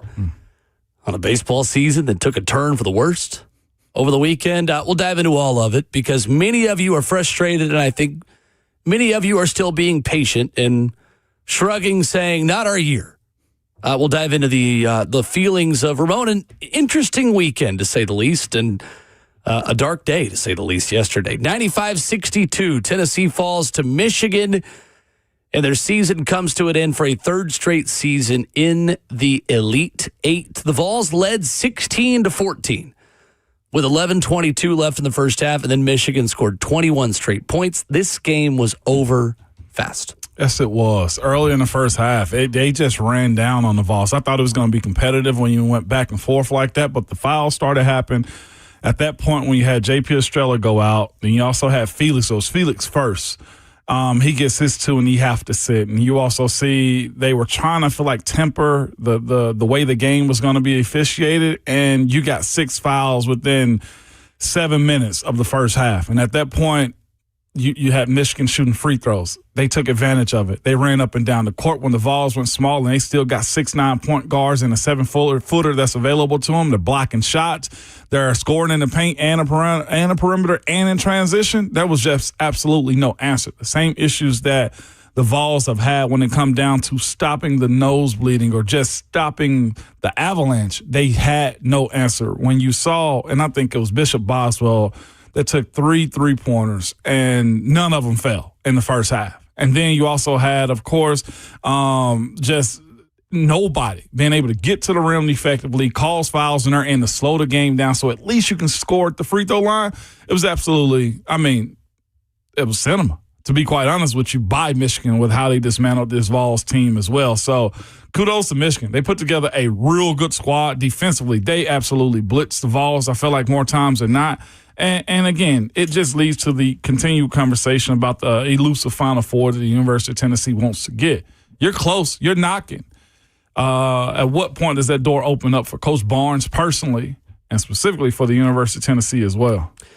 Guards not named Jacoby Gillespie did not have a good shooting night, and Jacoby Gillespie also didn't really have a good day shooting. He was 8 of 22 in this game and 4 of 13 from 3. Tennessee, with players not named Jacoby Gillespie, was 1 of 13 from 3.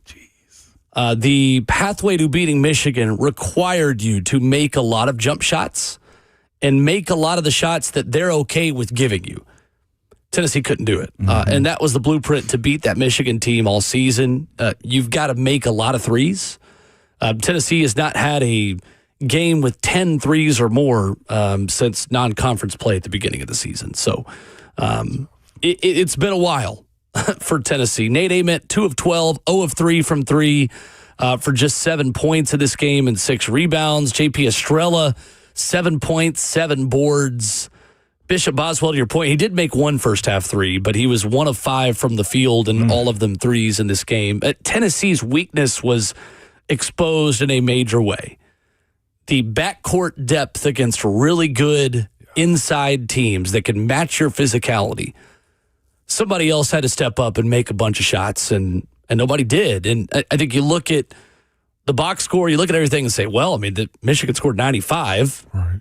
But a lot of that is because of bad Tennessee offense. And when you have so many jump shots and threes that don't go in, you give up long rebounds, you allow them to run in transition, you have live ball turnovers versus dead ball turnovers, you allow Michigan to run in transition. That's what the Wolverines do best. They are an elite transition team.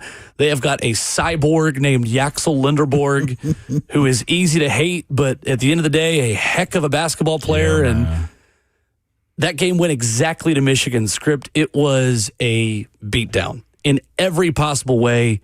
That's one of the 2 best teams in college basketball, and they have really been all year. And here's the other part, too. The Vols this year hadn't necessarily just run down and just blitzed or beat anybody that bad, too. Like the good quality teams. Like you lose a earlier in the season, a close game. Well, it wasn't even close towards the end. You lose to Illinois, right? A good team that's deep in the tournament as well. Final Four, yeah. You look at Kansas and what they capable of. You lost that one also. Like the one game in which you played, I'm talking about absolutely perfect for what they were asking of you was Houston.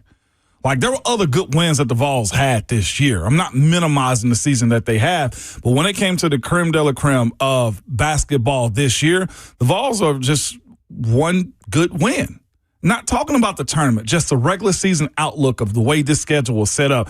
Lose to Kentucky when you shouldn't have. Lose to Syracuse, who was not that good this year, but played good basketball. Illinois, you lose that one as well. I know they got Louisville, but they were without their phenom freshman this year as well when they beat them too. I'm just looking at the teams that were elite this year. Arkansas lost them. Florida lost that one bad. Kentucky, not elite, but great blue blood. That's too where when they go roll the ball into stadiums or arenas, the Vols, who's your B? Who's your 1A, right? Or one, like that's what you're looking for. And that answer wasn't provided this year. Nate's outside shot wasn't as great as you wanted it to be. Nate Ament. And then when you were looking for Bishop Boswell or Ethan Berg or Amari Abrams or anybody else that played in the backcourt for the Vols, there was no answer. And I feel like that hit you dead in the face yesterday during that game. Amari Abrams wasn't even played at all. That's what I'm saying. He's not played in months. It's just, but didn't answer the call. Like other teams that are in these positions, when their one guy is off, there is an answer. You mentioned Duke Miles. When Tyler Tanner's not having a game, Duke is bringing it. Or Tyler Nickel, right? Like just to keep it local. That's not even a Sweet 16 team. That's what I'm saying. It's not even a Sweet 16 team. But when you had to break glass in case of emergency, those guys have shown up. Like the one guy that's constantly shown up, and I got to give Nate his props too, but it's been Jacoby. Jacoby Gillespie's the one who's been stirring this drink for the most part. Consistent player Tennessee had. And that's what you were missing is another consistent guy up the middle for the Admiral Schofields and Grant Williams. Like you knew both of them were going to show up day in and day out. Well, I mean, Lamonte Turner. Jordan Bowden. Grant Williams. Kyle Alexander had some big games. Like if you were able to have some sort of mix of the 2026 and 2025 Vols teams, you would have a more balanced team. The 2025 group was guard heavy and light at forward. Mm-hmm. They had 2 forwards. That's true. After JP Estrella's injury. What does Tennessee do? They go load up inside of the post position. Well, then now you've swung the pendulum too far the other direction. Oh. You're too light in the backcourt. Some sort of balance of the backcourt depth you had of Jordan Gainey, Chaz Lanier, Zakai Ziegler, Bishop Boswell, Igor Milicic, who was a little bit of a guard and a forward. Like you had so much depth there, but then you only had Cade Phillips and Felix Okpara at forward in 2025. Mm-hmm. This past year, you really only had Jacoby Gillespie and Bishop Boswell. Ethan Berg gave them some minutes late, but did not make a significant impact. Amari Evans came on, but still a freshman that's learning and growing. But at forward, you have 4 guys. You have Dwayne Brown and Jalen Carey to come off the bench to help JP Estrella and Felix Akpara. And if he'd been healthy, you would have had Cade Phillips as well. Yeah. Some sort of balance between the two of those. If that pendulum can stop in the middle, it feels like Tennessee's more versatile and able to win more types of games. Let's go to Paul in Portland. Next up on the phones. Good morning, Paul. Morning, Paul. Good morning. Okay, we had a bad day with shooting. I mean, I watched the game every second. Well, I'm confused. Why didn't we call a timeout after they got a 6-0 run? I mean, every coach knows you got to break the rhythm of the other team. They did call a timeout. Coach Barnes, I mean, yeah. Did he go Biden on us yesterday? What happened? All right. Thanks, Paul. We're not going to go political. That's a good way to be taken off the phones, respectfully. We can't do that, Paul. Come on, man. He did call a timeout. Rick Barnes did twice. Of them. So plus the 8-minute time, what was it, 12-minute, under 12 comment as well. It'd be one thing if you were factually correct, Paul, but you're not. Yeah. And then we're not going to mention politics. I'm just going to always hang up the phone once we get to that point. Sports are an escape for politics. Regardless of whatever side you're on, I don't care. We're just not going to do it. So thank you, Will. But yeah, there was 3 timeouts called. And all of them did not stop the 2 in that run, specifically. Yeah, 2 in that run. Yeah. And that's the thing, nothing stopped. Like, sometimes you just got to tip your cap to a team and say, y'all kicked our behinds. And I personally think that's what that was.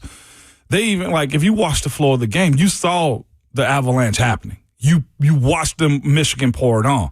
And then a timeout. And then the under 12. And then there was another timeout that was called as well after a 3-point was shot in transition. There was just no answers for you. You had Felix on the bench. You had JP who tried to make it happen with the hook shot around the rim. And here's the other part, though, too. Mara from Michigan was just a rim protector. Like what we used to do as a team this past year, getting into the paint and bullying and moving guys, that man got 18 feet of hands over your head. Like, there's not much you're going to be able to do at that point right there. And I think that's the other side. You mentioned Luxembourg, right? Like, he also was just moving guys around with his weight. He's 6'9", 240. That guy's more of an NFL tight end than he is a point guard. And I know they list him as a forward, but he carries the ball often in his hand for Michigan. He's 23. Yeah. Axel Lindeborg. Now, imagine that 23-year-old performance they got from him and what we got from Ethan Berg. You know what I'm saying? Like, not the same context right there with what you're looking at. I don't care which side of the aisle you are on. Just know this is not the aisle. We don't do that here. This is not the aisle to walk down. No, we're not going to do that here. Don't care what your beliefs are. Just don't bring it's them too to early us. in the morning for that, too. It's way too early. Never too early on this station. It's just always too late. Mike in Cleveland up next. Mike, we're up against a break, so we don't have long, but go ahead. There he is. Oh, yeah. Okay, look, yeah. So the coach in Memphis, he was throwing them strays at NBA YoungBoy because he's tired of that bull crap. So I just want to let everybody know my album is on all streaming platforms. It is called Spirit Bread. You can find me at JUSTMIC if you're looking for some real rap and not all of that bull crap. You dig? I got some album, bro. Have you heard it? I heard it, Mike. It's a real good album, too. That's what's up. See, ain't no shame in my game. I'm going to plug mine. Okay, now we going to unplug you, Mike. You ain't supposed to be talking sports right now. Hey, y'all should have known it was coming. Bye, Mike. No, 2 hands on the wheel. Out of here. Thank you, Mike. Appreciate the call. I knew the second I saw his name on the phone what was coming. I knew it. One of our favorite calls. I knew it, Will. Coming up, let's do a vibe check on Tennessee sports. Are you frustrated? Are you being patient? Are you content? Scale of 1 to 10, what are your frustration levels with Tennessee athletics in 2025, 2026 after this?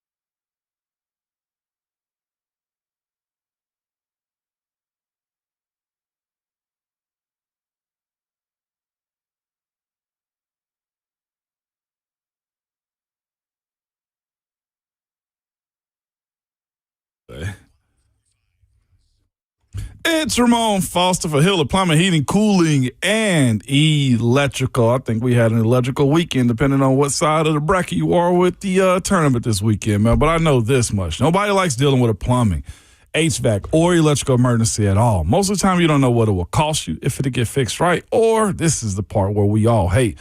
If somebody's trying to sell you something you do not need, I know this. When you call Hiller, their experts are going to solve your problems quickly. And the price you tell is the price that you will actually pay. There are no hidden fees or surprises on your bill at all when you get it. They've been in business for over 35 years and are family-owned and operated as well. They're techs. Those are the men and women that we run into when they come to our houses, man. They are very professional, experienced, and trustworthy. And they're all background and drug screening as well. When they're on their way, you'll receive a photo of the tech that's coming to your house and a link to track them in real time. So you're not sitting around wasting your time. And it's also just a security measure as well. The motto has been, and they believe in it, happy you'll be, the service is free. 100% satisfaction guarantee every single time. Listen, to book with them or learn more about Hiller the way I do, simply visit happyhiller.com.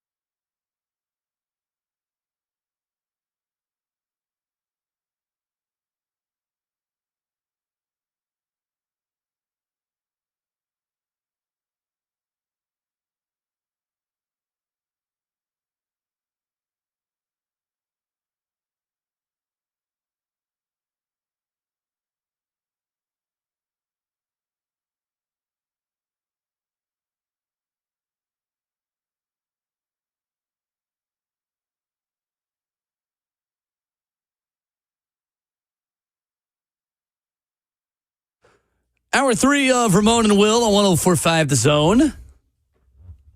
Talking Tennessee athletics and what has been a bit of an up and down year.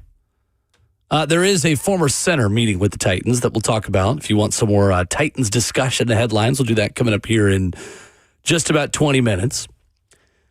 Ramon, it's been an interesting year to say the least.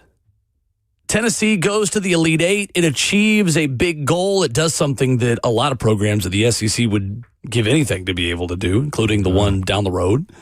I don't say that as a shot. I say that as the reality. There is a privilege of still being blown out in the Elite Eight. 95-62, third straight Elite Eight. Tennessee had 0 Elite Eights in most of my life and most of your lives. Mm-hmm. Now they've got 4 of them and 3 in a row.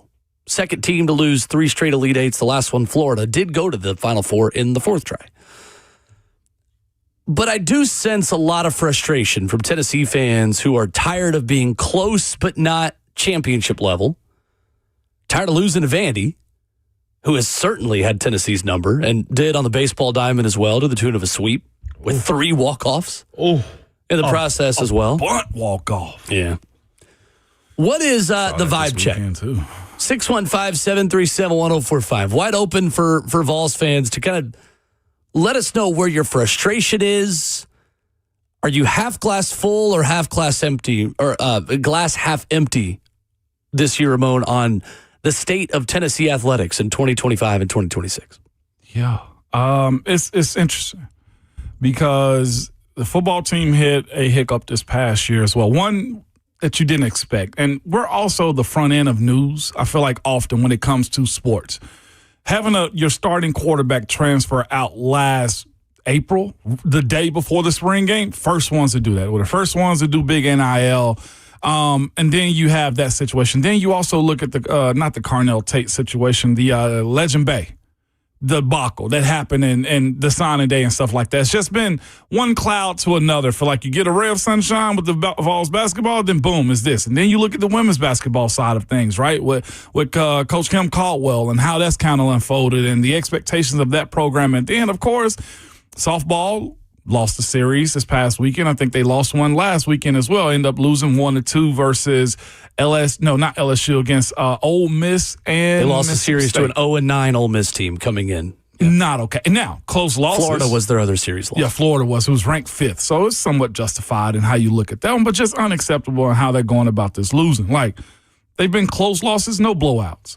And then, of course, you see the transition from Tony Vitello. All right, awesome. You got a first-time college to the bigs departure, and everybody goes with Coach Elander, and everything's supposed to be whole and different. I think this is just part of what healthy programs go through.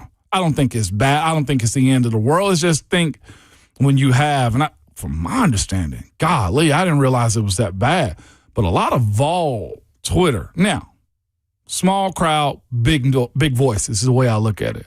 The conversation points back to Danny White in a lot of all of this because of the amount of money that's being asked. Now, this is from every school, from my understanding. I'm not sure where everybody else is getting their funding. I do know the Vols have big-time donors when it comes down to who's giving. It's our expectations of getting close or being on the doorstep and then being pushed out violently this year in general with sports is the issue. And what I mean by that is this. Baseball has created a new standard. They get swept by Vandy. The Vols get absolutely smacked by Vanderbilt on senior day in Knoxville as well in football. And then you have the same thing that happened in basketball. You get beat 2 out of the 3 times that you play them as well. And Lady Vols, too, losing at home to Vandy women's basketball, who had a heartbreaking loss in the Sweet 16 as well over the weekend. Exactly. Yeah, I know. Jeez. But it's that, though. I think when you look at where the Vols are with who you're comparing yourself against, as far as the rivals go, Kentucky, Vanderbilt, right? And the ones you're in that conversation with, you don't like for them to be close to you in that world. And it's somewhat worrisome when, in order to get better, it means more from me out of my pockets. And that's where I think a lot of the health of this program is questionable because you want to see those wins. The Elander hire, I personally don't think that was a Danny's first choice, in my personal opinion. Josh Elander, the baseball coach, yeah. I don't. I look at Coach Kim and the conversation that's happened between her and him and Elander in baseball as well. I can also be realistic and say every program deals with this. It ain't what happens the year that it happens to you. It's what happens the year after that. It's the way I look at it. How do you adjust? Does it feel like Tennessee fans are getting their money's worth? That's where I want to hear from you guys. 615-737-1045. That is where I think Danny White and Tennessee opened themselves up to criticism. That's a great question. We talked about this the day you were out after the Music City Bowl. It's hard to charge a talent fee, and you as fans feel like you are footing the bill for progress and then not see the progress. I know that's not totally fair, and there's not a one-to-one comparison between money that fans are paying and money that is being given to athletes and used to build rosters. People at Tennessee would tell you, like, well, no, that's just what it takes to keep up with the rising costs of running an athletics department and also renovating stadiums. I understand all of that. I'm not talking about reality as much as I am the perception that I think Ramon becomes reality. And to your point again, based off of social media dialogue, I know it's a small sample size, but we hear from people like saying these same things when we're out as well. The conversation will continue to be like, where's that talent fee really going? What are we getting out of having to pay more? That's not a uniquely Tennessee discussion either. Fans are being asked to foot the bill for more and more and more. Where's your ROI? In the same way Troy Aikman said, yeah, I helped UCLA get one quarterback, but I'm not giving them another one because that guy up and left is Dante Moore. Went over to Oregon. Where's the ROI on his NIL spending? That's true on a macro level as well as it is a micro level. If I've got to pay a little bit more for my tickets to a Tennessee game, I want to see a better team on the field. And that's the exact discussion that we had when Tennessee did the talent fee thing. And again, everyone's raising prices. But when you call it a talent fee, okay, that's fine when you have the top talent. That's not fine when you go 8-4, get blown out by Vanderbilt for those more expensive tickets. That's And not okay when you lose. And a tight one to Kentucky in Lexington. I don't think that's as big of an... I think it's the fact that you lost... I'm talking about the home losses to Vandy and Oklahoma. Yeah. That, again, you're going up in price to watch two losses. Doesn't help you another senior day loss in basketball. Again, Vandy. Lady Vols, collection of talent that can't play together, have no identity as a team. And then now baseball, you've spent all this money on a new stadium, and you're near the bottom of the SEC, and you've been swept. That one... I'll judge baseball completely when the season's over, but I think fans have a right to be frustrated, and I think there's a lot of pressure on them to fix it quickly.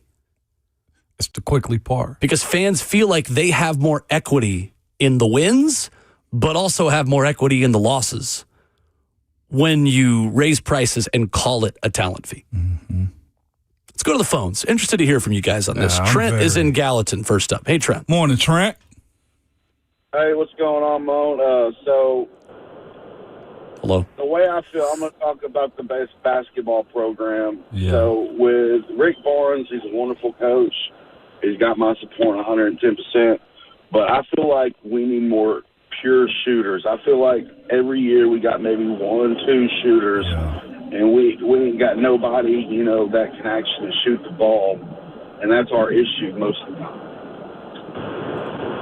Sure. Are you good with where the program is? Oh, Trent.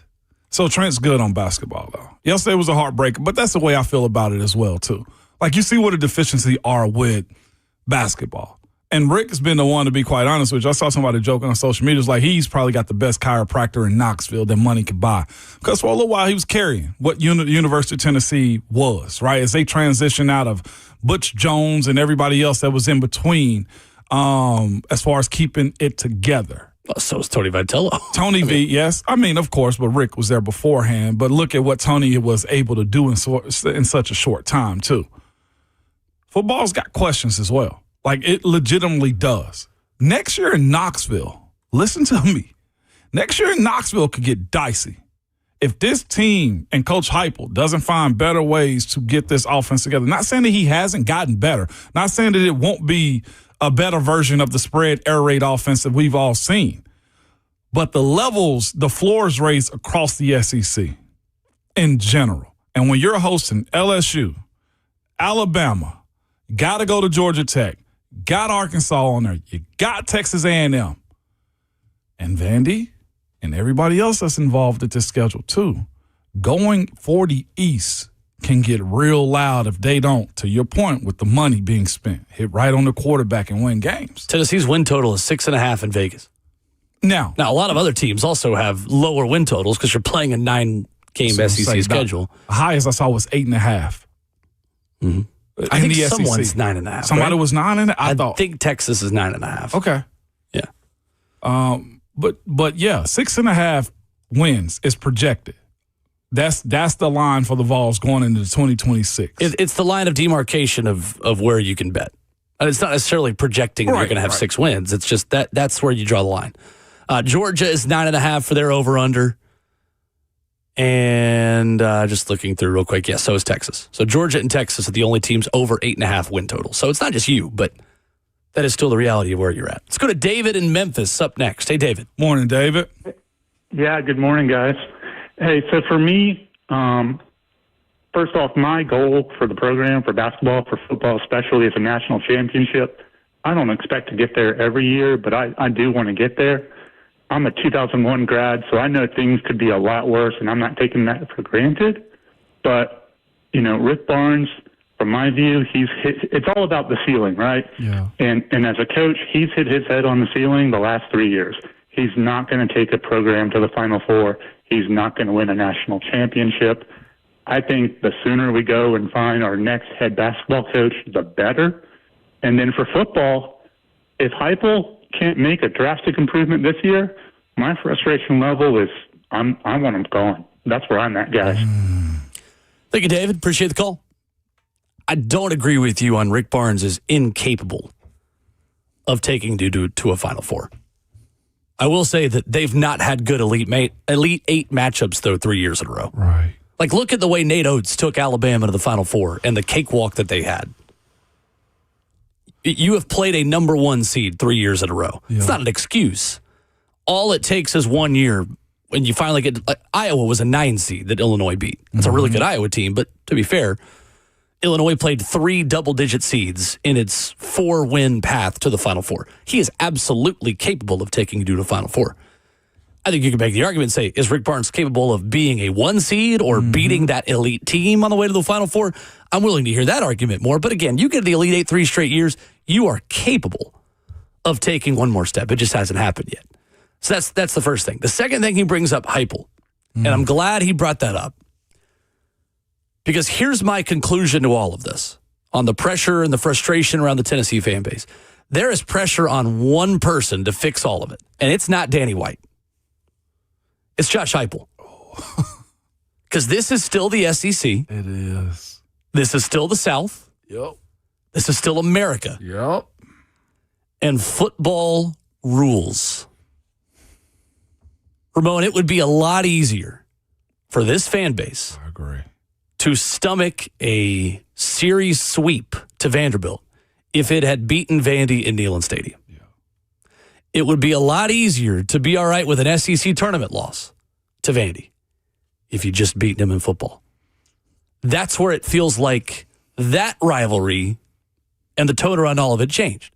Now, I was talking to a buddy about this over the weekend, and I was like, man, what would you give in baseball the rest of this season just to make the Final Four? In baseball. And a friend be like, I'd lose every game the rest of the year to just go to the Final Four. We love baseball when it's good. Tennessee is not a blue blood, foundational, generational baseball fan base. Right. It's just not. No. I consider myself that because my brother was their PA announcer when he was in college. I'm just a baseball fan. I'm in the minority. I know many of you are like, no, I'd lose every baseball game forever just to go to a national championship game of football. We don't have to win it. Just to go to the national championship game of football.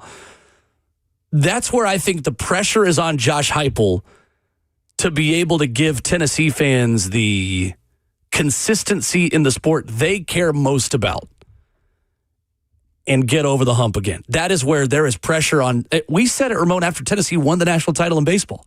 It was one of our first things we said the next week is, pressure's on Heupel now to go hold up his end of the bargain. Yo. I think the frustration of this year in athletics, and it's not fair to Heupel, but that's what the money's for, in the words of a wise man. The pressure is on Josh Heupel in Tennessee football to flip the script back because you're also first up in 2026. Very much so. To reset the tone a little bit on where the health of Tennessee athletics is as a whole. Fair? Very fair. You know the issue, though, too, in that is the perception around his team in general. Heupel came in with a lot of red, I ain't going to say red flags per se, yellow flags, okay? Yellow lights is the way I think Josh Heupel was viewed as a coach coming into this job. He didn't come with a lot of fanfare. He didn't come in with a lot of thought. I think a lot of people thought of how Danny White hired him, right? Because he brought him from UCF with him. So you look at that situation right there. And then the other things around Heupel, in my personal opinion, is this, though, too. As many national analysts critique the offense, as much as you hear questions about the defense last year and the years before, the years that Tennessee made it to the college football playoffs against Ohio State, we talked more about the defense than you did the offense as well. And now when you have the draft analysts and scouts and experts that criticize your offense and you're trying to find ways to make that offense more forward-thinking, and you're getting the prospects for it, I think he'd have a more forgivable – now, I know he's changed a lot. He'd have a more forgivable timeline if people didn't have bad perceptions of what the offense was, when that also was supposed to be the answer to it. And earlier on in Tennessee's tenure with Josh Heupel, that is what got you over the hump to beat your Bamas, right? To keep you double-digit wins year after year as well.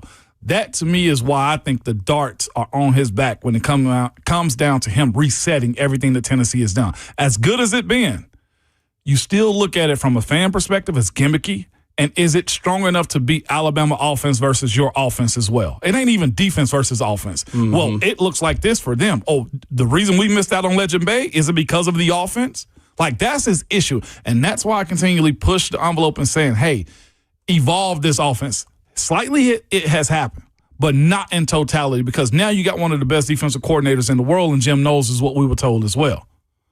When you go spend money for the best and highest paid strength coach, and when you go get one of the best defensive coordinators and highest paid DCs, you have a highly paid offensive coordinator that doesn't even totally call the plays. You have NIL money. That's the other thing within all of this, Ramon, is I think that we've got to reset our expectations on Tennessee athletics as a whole, considering now that everyone else has caught up in NIL. You no longer have the advantage at the beginning of name, image, and likeness that you had right at the start, because Tennessee and the Vault Club and Spire Sports, they were first. Yeah. They weren't totally alone, but there were 4 or 5 schools that were first to championing and mastering name, image, and likeness. More teams are spending at the clip Tennessee is and beyond the clip Tennessee is now in NIL. You have Kentucky now with an LLC. What they feel like is the new frontier in the way that they're generating millions upon millions of dollars for their entire athletic department. Tennessee doesn't have that leg up for all of their coaches in recruiting the way they did, I think, in 2022 and 2023. You mentioned expectations have to change as far as how you get players in. All of it. You went through a golden era. It's not totally realistic to always be in the playoff, winning a national title in baseball, and being in the Elite Eight all in the same year. That's what I'm saying. I think it's made us crazier. Oh, well, I mean, we don't need to be any crazier. We're already crazy enough. But I'm a little bit more glass half full. I am. It's a down year. It's not a great season. The pressure's on Heupel to set the tone again and fix it, but I'm still not in the Danny White's got to go, I'm not spending a dime. I've seen a lot of that on social media. I think we all need to collectively just take a deep breath. More of your phone calls coming up next. Titans meeting with the center. More of your thoughts after this.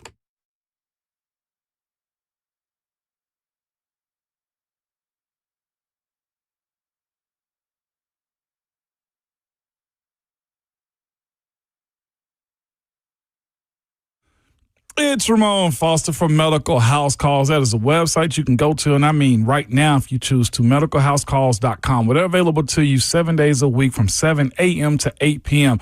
It's healthcare designed for your life, and they absolutely mean that wherever you want them to meet you at most times, they will be there. The time, I've told you, from 7 a.m. to 8 p.m.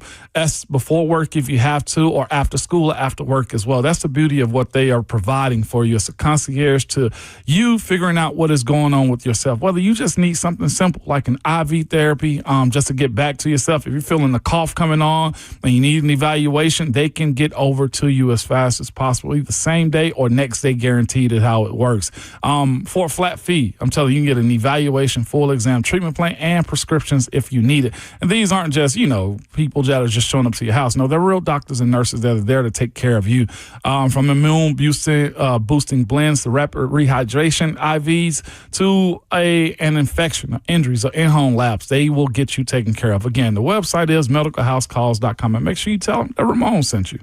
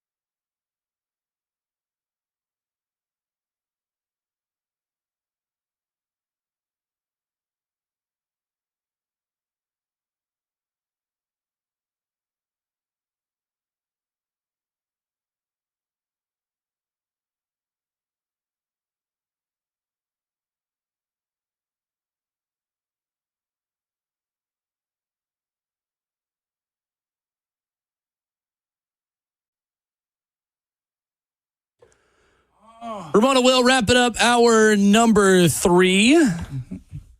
Much more still to come this morning as we continue. Justin Gainey, hired by NC State. Good. Tennessee will need a new assistant coach with Rick Barnes. That via On3. I believe Mike Wilson may have had that first. Just a few minutes ago. Congrats to him. Makes total sense. NC State alumnus, great assistant coach. Rick Barnes laid out all the reasons why he should be a coach really well over the weekend. No-brainer. No-brainer. Absolute no-brainer. James Brockermeyer, Miami center, meeting with the Titans. Met with the Titans recently. There you go. There's your Titans nugget in the draft this morning. Zoe is in Atlanta on our Vols Hoops discussion this morning. What's up, Zoe? Morning, Zoe. What's going on, y'all? How y'all doing, fellas? Good, man. Good morning. Real quick, the football aspect. I've been wanting Heupel gone when he wasted that championship defense a couple of years ago with his conservative play calling. Get past that. Basketball. Rick Barnes, he's a good coach, but I never understood giving him a lifetime contract since he never won a championship. But I feel like we need to go down to Nashville and give the bag to Nolan Smith at TSU for somebody else does in a year or two. For sure. Because he's a Coach K disciple. His offense is innovative for this time, and his defensive schemes are great. Women's basketball, I don't know the beef with the whole Kara Lawson situation. We need to make her the highest paid women's coach. If that don't work, give it to Andrea Card off ESPN. There's a reason she's on both game days, men and women talking hoops. She knows the game. She knows what she's doing. And a quick Titans nugget, my person to watch for the offseason is linebacker James Woods. Y'all have a blessed one, man. All right. Appreciate it, Zoe. Thank you, Zoe. A lot to unpack there. Kara, I want to start there first. Okay. I don't know how the conversation did or did not happen. If it did, why didn't you close it? And maybe here's the other thing, though, too. Sometimes we go visit that old thing that we think is just like the thing we're going to miss, like correlating Kara to Pat. It's the same way, in my personal opinion, correlating Elana to Tony. The voices are just Tony Vitello. The voice is just different. Like, I'd love to know if they did have the conversation with Kara. Maybe Kara didn't want it for herself and to protect her coaching legacy and the expectations to be real with you. Back then, there were also a lot of talks about Tennessee needs to finally go outside the family and hire someone who's not played for the Lady Vols and go just get another Holly Warlick, Kelly Harper. Yeah. And I know that Kara is not either of those two, but at that point in her career, she hadn't done much yet. She has not. And on the Andrea Carter front, I mean, she's great on television. I don't think Andrea Carter is qualified to just step from television to be a Tennessee coach. I don't know if she's and Tennessee doesn't have an opening. Kim Caldwell's Lady Vols coach. So this is a 2027 discussion. Danny doubled down. They don't have an opening right now. Right, yeah. As far as Heupel goes, being conservative play calling, I mean, it got them to a playoff. Well, it was also Nico's freshman year. Nico wasn't capable of running that offense. No. Yeah, we could argue whether or not they could have built that offense better around him. For sure, like wide receivers, right? But like the play calling to me wasn't the issue. They called plays like a defense first team because it was a defense first team. Monstrous. Also, that defensive coordinator is not in a head DC job anymore. Tim Banks. On staff at Auburn for Alex Golish. There's a lot of context to those statements, man. And, wow. Nolan Smith did a great job at TSU. I'd be surprised if Tennessee, whenever Rick Barnes does move on, hires someone with such a short amount of time coaching as a head coach in college basketball when they go find their replacement for Rick Barnes. I just don't know how long Rick's going to be there. Lifetime contracts mean that, though, too. Rick has already said, yes, I'm back, without a doubt. Yes, he has. And somebody might get Nolan Smith before Rick is done, is the way I look at it. Let's go to Chris in Lewisburg up next. Good morning, Chris. Hey, how you guys doing? Good morning. Hey, I moved here in 1989, and I've been a Tennessee fan ever since. So I've seen some good years and some bad years. But my thing, when I look at Rick Barnes, he's a good coach. He's way up there on the all-time winningest coaches in college basketball. But when I look at his teams, he's not going to win a national championship. And that's what's frustrating. And Heupel's never going to win a national championship. And I think the state is just starved for some kind of a major championship. I'm not talking about baseball or some of the lesser sports. I'm talking about basketball, football, and especially the professional teams, the Titans and the Preds. They've both teased us and gotten to the top and then fell back. But and I have a lot of hope with the Titans going forward this year. But this state is just starving for a major championship. And that's where my frustration comes from in watching the, Rick Barnes yesterday. And that was not a heartbreaking loss. A blowout loss is not a heartbreaker. A buzzer beater would have been a heartbreaker. But it's just frustrating. We are just starved for a major championship in this state. I agree. It's fair. Yeah. Thank you, Chris. I mean, I'd still say it was a heartbreaker. It's just a slow death, but your heart can still break. It just takes a lot of time. I mean, 21-0 runs, pretty heartbreaking. To Chris's point, like and that's the reality I live in. Every state is starving for a championship. That's right. Georgia hadn't had one in the last 2 years in football. Well, that's only 2 years from now. I know, but like 30. My point is Georgia's back starving again. And you as a Tennessee fan, me as a Tennessee, got to go through or watch Georgia and Texas and LSU, who, to your point, a $40 million roster. Championships are dogs chasing cars. You finally catch the car, then what do? Go find another one to chase. Before we take this up, I didn't know Rick Barnes was getting this. I just didn't. Hate?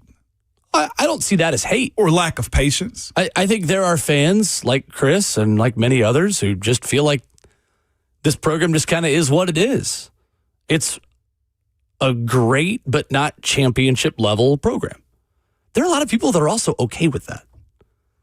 Duck in our YouTube chat is there every day. Is like, I'm fine with just being an Elite Eight every year program.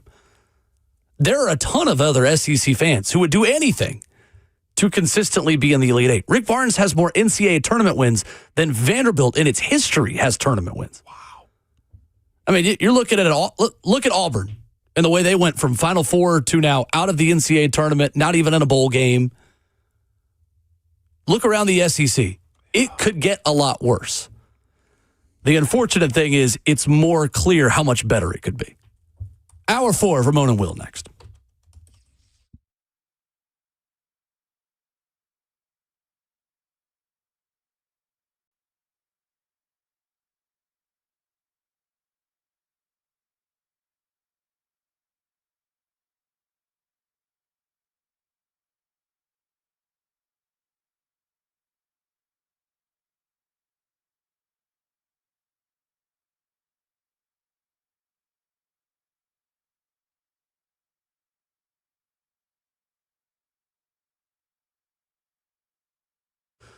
What's up? It's Will Bowling. Brentwood Jewelry is here to help you pop the question. Let them help you take the stress out of selecting the perfect engagement ring. Brentwood Jewelry can help you find a beautiful ring in your ideal budget.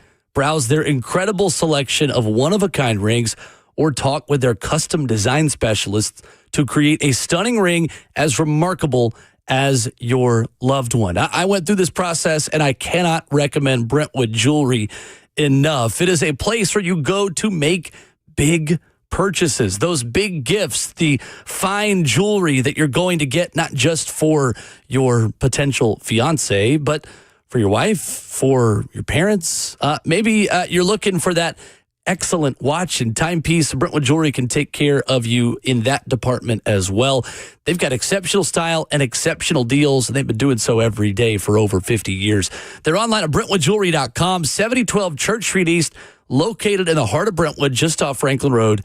That's Brentwood Jewelry. Exceptional style, exceptional deals every day for over 50 years, online at BrentwoodJewelry.com.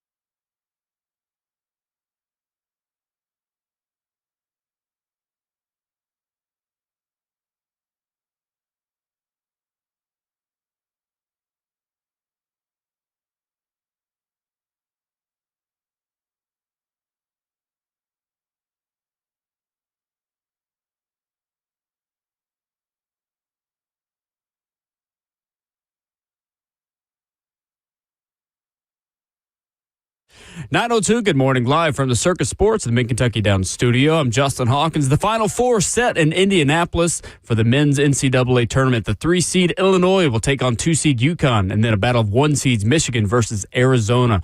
Sunday, UConn freshman Braylon Mullins had the stunner of the weekend, sealing the Huskies' 19-point comeback over Duke with a 35-foot three-pointer with just 0.3 of a second left on the clock, upsetting Duke 73-72. Tennessee's season came to an end on Sunday as well after their third straight trip to the Elite Eight, losing to Michigan 95-62. Had 5 different players to reach double-digit points. Michigan has scored 90-plus points in each of their tournament games this postseason. Some other news in college basketball this morning. Per multiple reports, NC State will be hiring Tennessee assistant Justin Gainey as its next men's basketball coach. Gainey played for the Wolfpack back in 1996 to 2000 and was also on NC State's staff coaching 2006 to 2009.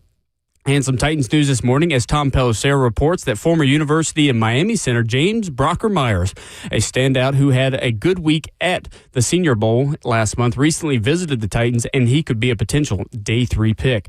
For all your foundation repair and waterproofing needs, you got to go to USSTN.com. Breaking news at once on your home for the Titans involves this is 104.5 The Zone.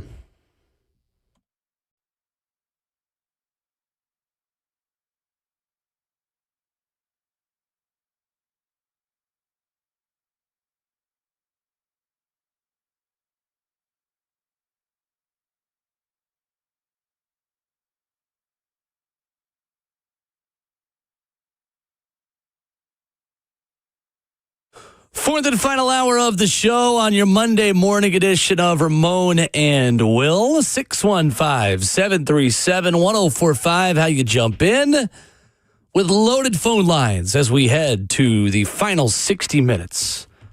Ramon, of a postmortem on Tennessee basketball, a season that comes to an end 95-62 at the hands of Michigan. We'll dive into the rest of the games as well coming up here in 15 minutes. No doubt about it. But it was a good basketball weekend, I thought. Duke probably with the worst heartbreak of it all. I was talking to Lucas and Bird over there doing a little show prep and the conversation they're going to have and stuff like that. But state of Tennessee athletics is also at top of the mind with how this 2025 season went more than anything.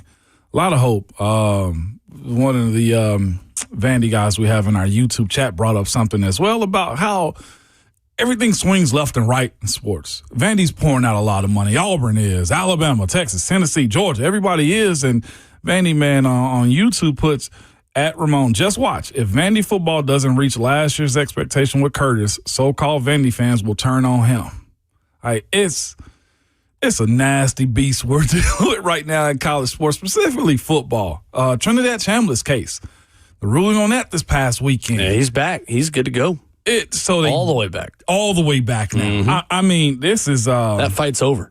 This is a pretty wild era of football we're living in when everybody's got the same expectations. And good luck to Jared Curtis with as little returning production as there is in the SEC, coming back and having to just pick right up where a 24-year-old quarterback left off. And on top of that, though, too, is to the part that I guess we're asking Vols expectations, like every fan base is being asked to give more. I openly complain about ticket prices. I don't know as Ticketmaster and others that are pushing them up. Right. But you can't even really enjoy them for the couple of dollars that you used to anymore. And all of those fan bases, Ramon, now have championship aspirations. All of them. That is the blow that Indiana did to to being reasonable. You cannot sit and say, because for years, like Tennessee football, even we had conversations for years about can they ever get back to what it was in the 90s? Because now there are more players at the table that are taking recruits from your recruiting ground. When Indiana can put things together the right way to win a football national championship, it gives a lot more fan bases reason to sit there and be like, well, if they could do that, why can't we?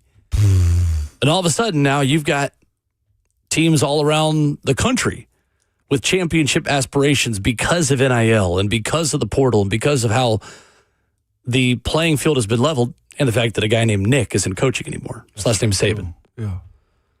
Helps a little bit as well. Let's go to Eric in Nashville. Good morning, Eric. Morning, Eric. Hey, first of all, Will, before I get to Tennessee and stuff, I just want to make out the point. Now Duke knows how the Kentucky fans feel with Christian Laettner. They sure do. What happened yesterday. They sure Will, do. You kind of hit the nail on the head what I was going to bring up. I'm not saying that Josh Heupel or Rick Barnes should be fired or anything like that, but they're now because of NIL and the transfer portal. I think this has made life tough for Tennessee, not only for Tennessee, but for the SEC in general. Because you look at LSU, of course, getting Lane Kiffin. Now you got Will for the weekend coming back. But I just think with what the Big Ten's doing, you had Ohio State that won it the year before, Indiana, which came out of nowhere to win it this past year. You've got two of the Final Four Big Ten teams. They've had most Big Ten teams that got to Sweet 16. And the thing is, with what Big Ten teams are doing, they've kind of, it seems like, figured it out with the NIL transfer portal. And until Tennessee, I don't know if they can follow that model or find out what the Big Ten is doing to where they're now successful, more successful SEC in both football and basketball. I don't know if it's changing anytime soon because that's the way it looks. That with what the Big Ten's doing, I don't think for any program in SEC it's changing anytime soon. Now, of course, I'll give Tennessee credit. They did win the baseball championship a couple of years ago. But with the NIL transfer portal and the Big Ten, it seems like it's figuring it out. It just seems like I just don't know for any program, especially SEC, it's not going to get any better anytime soon. It's possible. It could, who knows, flip next year. But you just looking at the way recruiting's going and all that type of stuff and the type of the players that those schools in the Big Ten are getting, maybe if the SEC can figure out how they're doing it, maybe it'll change. But I don't know. But those are my thoughts. Guys, y'all take care and we'll talk to you again soon. Thank you, Eric. I got a little bit of a pushback right there, though, because I think the talent discrepancies in SEC teams from one team to the next is closer than I think looking at what the Big Ten top versus bottom look like as well. I think that's the difference. Yeah, the Big Ten as a conference in football is still not as good, but the top of the Big Ten is better. I mean, Indiana was better than the SEC's best team last year. For sure. But so probably was Ohio State. But look at the amount of talent that each one of these teams in the SEC has as far as the top of roster. It's a more even playing field from top to bottom. There's no doubt. Yeah. No doubt. Josh is in Brentwood. What's up, Josh? What's up, Josh? Hey, good morning, guys. Morning. Love your show, by the way. Thank you. Hey, I'm gonna bring it to you from a different perspective. So, Big Ten homer here, Illini fan my whole life. So riding high a little bit today, as you should be. Thank you. But hey, listen. I mean, I watch the Vols a lot, and I mean, looking back at 2018 with Rick Barnes, right? Y'all were a 1 seed.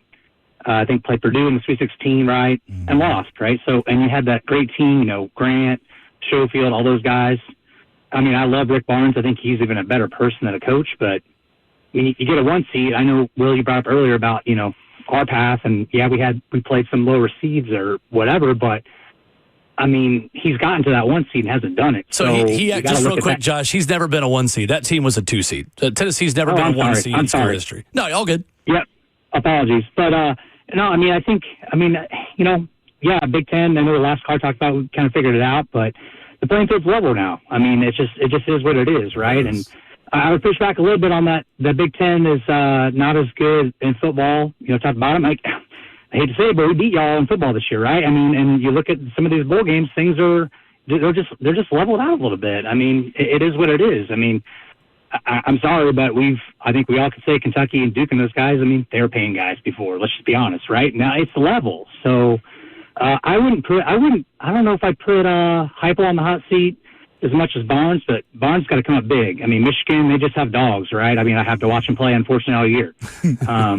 They just have dogs, and that was just, you know, unfortunate run-in. But Barnes got to figure a way to get out over the top. I mean, y'all get some great players year in and year out, and I just think that if I had to pick one coach on the hot seat, it has to be Barnes. I think Heupel, you give him a little more time. And that's just my point of view from an outsider, non-SEC perspective. So, hey, appreciate the call, guys. Thanks for having me on. Love the show. Thank you, Josh. I don't agree with that point on Barnes versus Heupel, whose seat is hotter. I mean, I think living in this fan base my whole life, the different expectations matter. Yeah. And making 3 straight Elite Eights when your team before the Barnes era had only made 1 ever, I don't think that seat is anywhere close to warm. The seat warmer is not on for Rick Barnes. No, I can't Nor see should it that be. one as well. we'll have to have a bigger conversation about SEC versus Big Ten football as well. I do think the pendulum has swung. And I don't care about bowl games. I do not care whatsoever about bowl games within that. The part to me, and I've kind of said this as well, I think structure, I feel like in coaching, has been better from the Big Ten top end than it has been overall. I think some of our coaches in the SEC get praise and notoriety for their antics and not necessarily their coaching. I think Kirby's above board, right? Yeah. But Lane, to your point, even Sarkisian, even the way Heupel is judged and how he runs his offense, you look at Drinkwitz, you look at all of the coaches around the Stoops before he was let go. They have questions. Venables even have like strong questions about what they are. I think in how the Big Ten has set themselves up at the top of their conference with what football means and looks like to them has been different from the SEC. I think the SEC got by for years on having the most talent. While I do agree with the last caller, NIL has kind of opened that up a little bit more where those big Big Ten schools have for a long time, including Ohio State, paying players. They got deep pockets too. Jimmy is up next on the phones. Good morning, Jimmy. Morning, Jimmy. Good morning. Ramon VFL, buddy. Yeah. Hey, what I want to talk about, everybody or some calling in, Heupel needs to go or should go if he don't do better this year. People, do you remember where we were at with Butch Jones? Do you remember where we were at with Derek Dooley?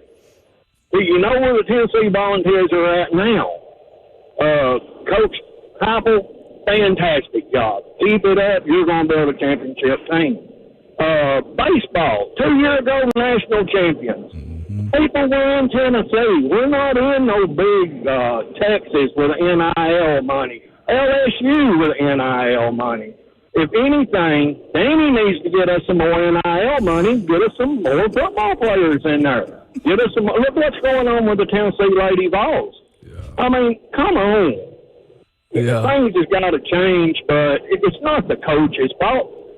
Josh Heupel is dedicated to Tennessee 100%. I mean, the man could go anywhere he wants to go. Let Tennessee fire him. Yeah. I'll promise you he's not going to be jobless. Right. And he's going to build another good football team. No doubt. And that's all I got to say, guys. I love your channel. I love listening to you every day, 24/7. Thank you, Jimmy. Y'all have a great day. Thank you, Jimmy. Appreciate the call. Day, Jimmy. A deep breath is a good thing. I think a deep breath is a good thing. It's not been a great year. I'm not going to pee on you and tell you it's raining. But at the same time, I think we're in an interesting spot, Ramon, because things could be a heck of a lot worse, and things have been a heck of a lot worse within the last 10 years. Let's see how everyone responds, and let's see how 2026, 27 go. I'm with you. I think most fans are like Jimmy. You're not quick to forget. Right. But as he talk about asking Danny White for more money, I'm like, I don't know where. I will add this too. Fans, I know we complain and moan and groan about the amount of money that the university is asking for or how high tickets are too. I'll throw this out there as well. And I know nobody cares about the rich at all. And I'm not even in this conversation because these people have been donating for a long time. Mm-hmm. I accidentally went to the Champions Club level inside of Neyland. There is a level inside of Neyland that's called, I think, the Champions Club. Y'all, you ain't donated. Not like they have. Not to that level. Because there's money makers that are still keeping Tennessee afloat at a really high level. I don't say that as a diss. I just got accidentally dropped off on that floor, and the way them suites look with rolled leather couches, and I think they said Peyton's got a mock-up of his in-home man cave inside of his. Yep. That's how much money has been spent. That's right. It's going in. It's just a matter of it ain't your time yet. I hate to put it that way, Will, but sometimes in sports it's like that.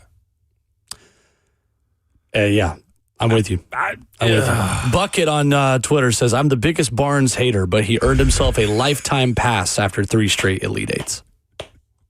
I'm glad Bucket is a realist like that, though. 3 straight Elite Eights is incredible. I thought we were going to talk more baseball today, or what do you mean? As far as like the way the Vols lost and how the sky is falling. And you thought callers would talk more about baseball? Yeah, this weekend was a lot of losing. It was. Yeah, Lady Vols It was a dropped tough the day series yesterday. too. It was. Lady Vols dropped it. I think Carlin Pickens is out though too, as far as her pitching No, goes. she's pitching. She is pitching. Yep. Ooh. Yep. I think women's tennis won. Coming up next, 615-737-1045. We talk more about the Sweet 16 and Elite 8 games. Look ahead of the Final Four a little bit. At least one good thing happened over the weekend, Ramon. Purdue lost. That's next.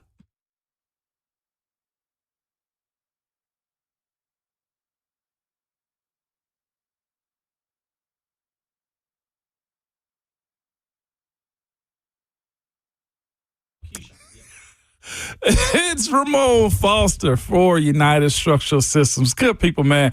United Structural Systems isn't just another repair company. They are your local foundation and waterproofing experts, man. They live here, they work here, and they understand exactly how Tennessee soil, the weather, and homes behave. And I do mean the homes behaving because, again, we have that type of weather that'll be in the 50s one day and then the 80s the next, and your ground, it shifts. There's a lot that goes into it, man. They've been entrusted in Tennessee for over 30 years. More than 30,000 local homeowners have trusted USS. That experience means they've seen every type of problems your homes have, okay? They know how to read the signs, whether it's every crack tells a story. They know that. And USS knows how to what those signs mean. They pinpoint at the source, with whether it's foundation settlement, basement water intrusion, crawl space moisture issues, and more. No guesswork at all. Just expert diagnosis from the people that know Tennessee homes, man. Their repair solutions are engineered to stand at their local conditions for a very long time. USS has an A+ rating from the Better Business Bureau, and they're just good at what they do, y'all. You can go ahead and book your free home inspection the way I did about a month ago at USSTN.com. That's USSTN.com, and make sure you tell them that Ramon sent you.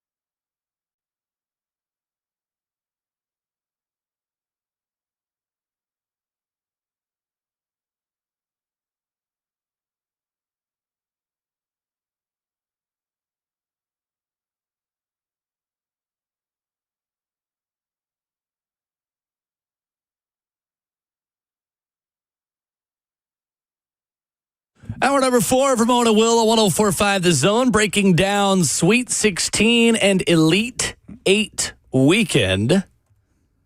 What is your favorite weekend of the NCAA tournament? First, second, or third? I think second. A little bit more. Agreed. A little bit more of a chance of upset, I guess, too. Yeah. I have changed my thinking in this with how NIL has made it tougher on mid-majors. Yeah. I used to love the first weekend of the NCAA tournament. Honestly, I think I'm starting to like Sweet 16 Elite 8 weekend even more. Very much. Final Four is fun. There's just less sensory overload, and I like a little bit of sensory overload of like, I had a laptop on the Braves. Yeah. Series win over the Royals. Shout out. Okay. iPad on the Vols and computer on, or what was it? I forget what I actually had on the TV, but it was a 3-screen kind of Friday night. Yeah. It was great. Yeah. And then drinking coffee to get ready for the Tennessee tip-off late against Iowa State. First weekend for me. First weekend? Still? 4-screen all day, every day for 4 straight days. You don't have the YouTube TV quad box? That's what I said. That's not 4 screens. Oh. That's 1 screen with 4 games. Okay. Yeah, you're right. Still the first weekend? Yeah. No, just because it's opening because day? you always got the potential upsets. High Point over Wisconsin was fantastic to watch real time. We knocked them. Yeah. Amen to that. That's true. But the second weekend, while it's good, it's just you got the better matchups, so it's probably more quality basketball to watch. I think the first weekend is just more fun because of the potential of what could be. Plus, it's just Thursday, Friday, Saturday, Sunday. I don't from know. 11 to 11. It's just it's there. It's those 2 games we had at the same time on Friday. What was that, Friday? It was Friday, yeah. Or no, Thursday. It was Thursday. The 2 simultaneous games, Texas, Purdue. That's right. Along with Iowa, Nebraska. Yeah. It doesn't get any better than that. Yeah, at the same time. That was elite. And they ran them side by side because there was so many delays in one of them. But still, I was locked in. A little bit too late at night, to be quite honest with you. But it was Friday the next day, so we live. Let's start with the big one yesterday. Recapping the second weekend. UConn 73, Duke 72, 36 years after Christian Laettner hit a buzzer beater to beat UConn in the Elite Eight and send Duke to the Final Four. The Huskies get their revenge. Braylon Mullins with a steal and a 3 from 35 feet for a 19-point UConn comeback, Ramon. What do you do? Not turn it over?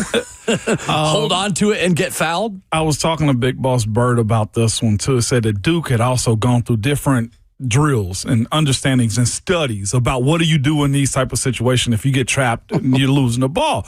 Like, do you throw it in the air, you toss it up, or you take a shot, whatever it is. And all I'm thinking to myself is honestly just bounce the ball backwards. Like, the shot, was it blocked or stolen is the way they're categorizing this one. What do you mean? Last shot. It was tipped. It was tipped. It was tipped into the pass hands. was tipped, yeah. It was a pass? It was- Yeah, he was passing it forward. I thought it was a He hit shot. 2 guys wide open. No, he Yeah. wasn't shooting it. Oh, my God. He was trying to pass it forward. And the guy jumped up, tipped it into the hands of Mullins. Mullins passed it to Caravan, back to Mullins. 35-foot 3, game over.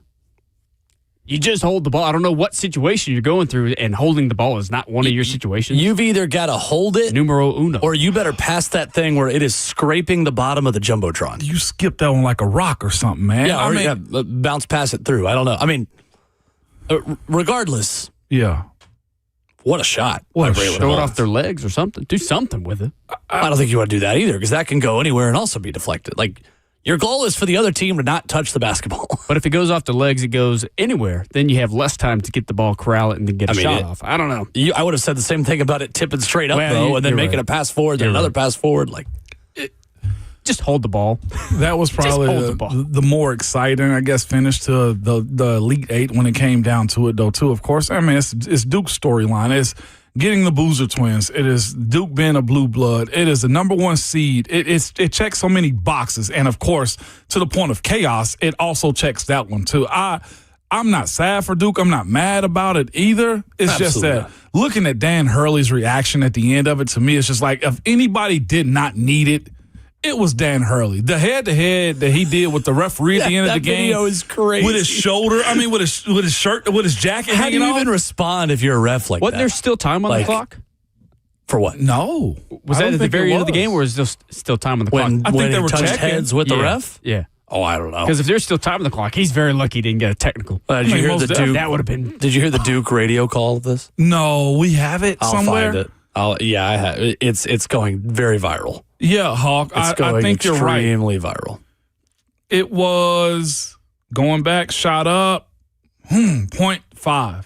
They stopped it with 0.3. I think Justin's question is Dan Hurley's forehead touch with the referee. What was it not? Still during the game? Like, is that a technical foul? We get fined for berating a ref in certain sports, man. Like, No ref is ever going to make that call, though, and put it into their hands in that moment. Pat Adams? Yeah, Pat Adams. I was just going to say, like, you're not going to forehead to forehead me in a spirited moment like that. I'm sorry. Like, that is asking for an uppercut.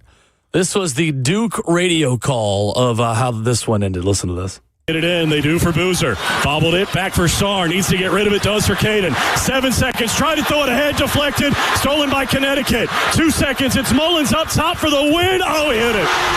With 3/10 of a second to go. Malachi Smith ran off the bench. That should be a technical. But with 3/10 of a second to go, Connecticut has the lead 73-72. As Connecticut got the three from Mullins after the turnover from Caden Boozer. Oh, okay. His So there first was thought time is, on all the right, clock. shot went in. No, yeah, I know. Like the shot went in, and then it's that should be a technical. Yeah, I'm with him. I'm be real For with the guy you. running on the floor or for the forehead touch? And then, Both. And then the coach puts his head on the ref with time on the clock. That could have been a technical as well. Easily could have been a tech. Yeah. You know what this reminds me of? What? When Alabama blocked the field goal in 2009, the Mount Cody game, where while the ball is like still rolling, Terrence Cody takes off his helmet and throws it in the air. Like, letter of the law says one thing, like common sense says another. Like, you're never going to get that call. You're never going to. It is a talking point. Good referees understand that, like, there's a higher level of emotion at a moment like that you gotta be able to budget for. It doesn't help me sleep I know well you at hate night. Dan Hurley, but and it would have been a very funny way for Dan Hurley's team to lose a basketball game. I quite honestly admire what he does because you can respect. I respect the heck out of him. him. Have some subtle hatred at the between same time. him and Florida's coach right now. Like, yeah, like they walk to the beat of their own drums no matter what. And I respect Dan Hurley much more than I respect Todd Golden. No doubt about it. Dan Hurley's not had the off-court stuff that Todd Golden has had. Absolutely, I'm 100% with you. But Dan Hurley is on field. I mean, the way he acts on the court is insane. It's selective. He is truly a psychopath. He should be getting more criticism, but he wins. Oh, he gets a lot of criticism. There's no question. I don't think he cares. No. I know he doesn't care. All that I'm saying right now doesn't affect him. Not even a little bit. Not even close. Not even a little. I do hate it for Duke. I know there's a lot of people that are going to the hospital right now to check and see if the body's actually cold when it comes to Duke right now. But what a way to lose. Ice cold. They were trying to do exactly as they needed to. And, I mean, the right hands, the right height, the right steal, the right assist. Did you see how there's a lot of criticism for the player that didn't get his hand up? Oh, yeah. As the shot was going in. Do you know what that player... Isaiah Evans is the player's name. Isaiah Evans. Have you seen what his Instagram username is? I went down a rabbit hole and saw, do you want to inform the people of what his Instagram handle is? Isaiah Evans' Instagram handle is get a hand up. Get a hand up. And on a 35-foot shot by Braylon Mullins, he did not get a hand up. How ironic. What is that? That's the point. No face, no case. Thank you. Hand down, man down. That's right. His Instagram handle is literally get hand up. Get a Probably hand needs to up. change his handle in. You want to talk about immediately change it. I hadn't even been to his actual Will losing it right now. That also sounds more like an Xbox gamer tag, more so than it does. Like, we're making millions of dollars. Let's maybe, I don't know, have some sort of version of our name as our Instagram handle. Anyway. Is he also known as a defensive player? I'm guessing that's his calling card. I'm not going to pretend to be an expert on Isaiah Evans of Duke, but if I've named my Instagram account Shoot, then I'm probably going to be a hell of a shooter. Yes. Nah, it needs to be hands down, man down for him now. No, it should be. Like, he's probably not on social media at this point. Like, I know we're making light of Isaiah Evans' bad moment right now, but get a hand up needs to be your calling card. That's like Dennis Rodman not being a phenomenal rebounder with all the crazy stuff that's going on top of his head. Like, there has to be something great about your game. UConn was 5 of 23 from 3. 3 of those makes came in the final few minutes. 20 points on 13 Duke turnovers to take down the Blue Devils. Illinois is headed back to the Final Four for the first time in over 2 decades. 71-59, they beat Iowa. Keaton Wagler is awesome. Yeah, he is. So much fun. A bigger, long point guard. 25 points to help Illinois rebound after it fell behind 12-2 to start the game. Illinois held Iowa to 23% shooting from the field in the second half. They overcame a 3 of 17 mark from 3 by outscoring Iowa 40-12 in the paint, finishing with a 57% offensive rebounding rate. 57% of their misses, Ramon. Yeah. They got offensive rebounds. This is why I always liked Illinois coming into this tournament. I love teams in March that can win in different ways. They can bomb threes and win in the perimeter game with Wagler and the guards. Yeah. They can also win with their big men inside, and they were able to do that against Iowa. And that's where I felt like Iowa couldn't match up with them. Iowa was also playing a protection, keep the ball away, I felt like, type of game, too. It wasn't much flow to it other than them trying to slow it down as much as they possibly could, and that was their issue. Illinois were able to get back, get second-chance opportunities to score, and they were just throwing a flame up. Like, it was phenomenal watching them play ball and attack the rim the way they did as well. I felt in watching it, Iowa just looked slower than what Illinois were providing on the field. I mean, not on the field, on the court during the course of that game. Just not enough athleticism, in my personal opinion, for what was needed in this tournament. Illinois checked that box most definitely. Mm-hmm. It's just the way I looked at it, it's just like, yeah, they're going to get beat. This is middle school versus high school right here. Arizona 79, Purdue 64. Not a total disaster of a weekend. Thank you, Arizona. Tommy Lloyd, the longtime Gonzaga assistant, has 148 wins, an NCAA record for most victories by a coach in their first 5 seasons, eclipsing the record set by Brad Stevens at Butler. Guided Arizona to 33 wins in his first year, had 3 trips to the Sweet 16 in his first 4 seasons. The Final Four had been the missing box to check. And they checked it against Purdue. The Wildcats' 3 freshman starters, Braden Burries, Ivan Karchinkov, and Koa Pete, combined for 52. Senior guard Jaden Bradley added 14, and Purdue's season comes to an end, and Braden Smith's 2-decade career in college basketball comes to an end as well.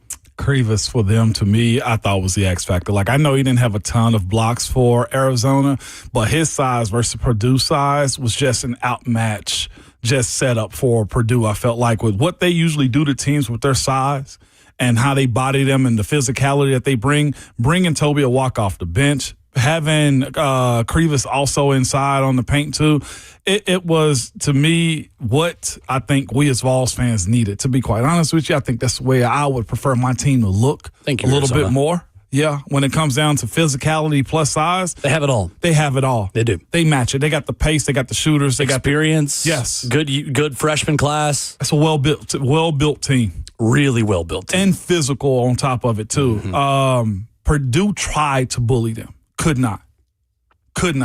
And I, for one, was very excited about that. I've learned to hate them. I didn't think much of Purdue basketball, if I can be honest with you. I respect their program as it stands right now. And I respect them a ton. No question. But watching them win the way they have in years past is just like, nah, you finally met your match this time around. They are villains of the sport of basketball. There's no doubt. It can be for football, too. I respect them and do not like them. It can be both. Absolutely. It can be both. Reese is in Nashville up next. Good morning, Reese. Morning, Reese. Good morning, fellas. How you guys doing? Great. Man, we not complaining, even though there's a lot to complain about this morning, Reese. We all right, though.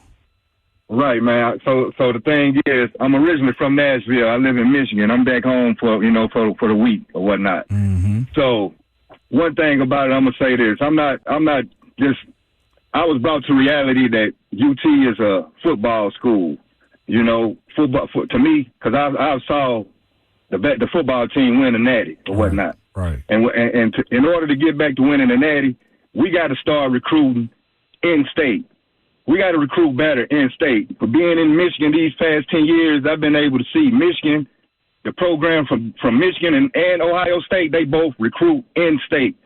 The state of Tennessee has the talent to be able to compete within the country.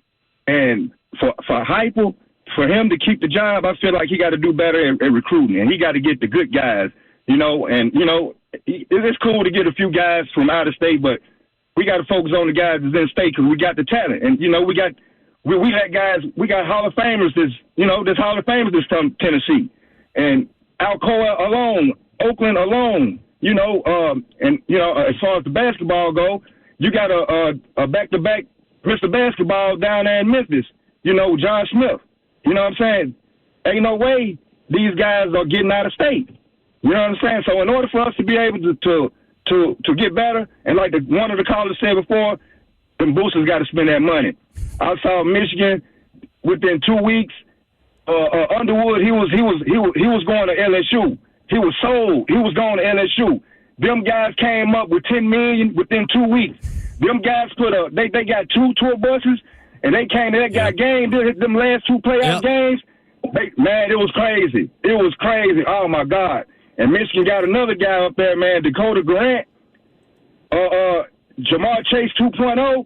If Heupel don't get that kid, oh my God, he's losing recruits, letting the guy Bay go. Oh man, Heupel, we got to go, man. If he don't do nothing this year, he got to go. Thank you for the call, Reese. We're up against the break, so we got to move on. But we appreciate it. To that point, though, in terms of football, Tennessee did get top wide receiver Keyshawn Bowman out of nearby Brentwood Academy to commit over the weekend. The number 6 wide receiver in the 2027 class. Tennessee, Ramon, is in the mix for each of the top 5 players in Tennessee for football. David Gabriel George is at the top, who a lot of people think is a Tennessee-Ohio State battle. Keyshawn Bowman, Princeton Uwafo, they already have committed out of Nashville, or Brentwood and Murfreesboro. They're in the mix for Vandy commit Omari Sanders, who went up on Rocky is Top considering recently. Tennessee. Yeah, I think they're working to flip that one. And then Kevin Simon's son, Kenny Simon, who's also a Brentwood Academy player, also feels a little bit like a Tennessee-Alabama battle amongst others there. So to your point, yes, they get it. And they are in the mix, I would say, at least of the top 3 for each of the top 5 players in Tennessee for 2027. No doubt about it. And then there's a couple quarterbacks sprinkled in there as well that are already got interested in other places. I see Keegan Croucher out of Baylor. And I think he just transferred into Baylor, which and classic. He's already an Ole Miss commit as well. And Andre Adams, also the local prospect, too. Also, Tennessee's already set up with quarterbacks. They just got Faison, so you got to... Got the kid from Milton, too. Yeah. So I get what you're saying. Yep, they get it, too, for sure. Final call for phone calls, 615-737-1045 as we wrap up the show next.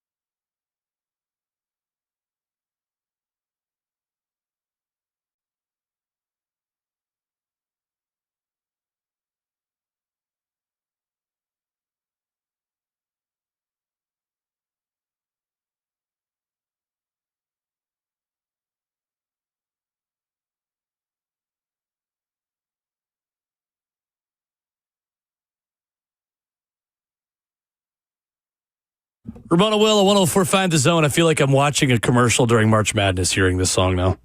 We might need a retire rollout, to be honest.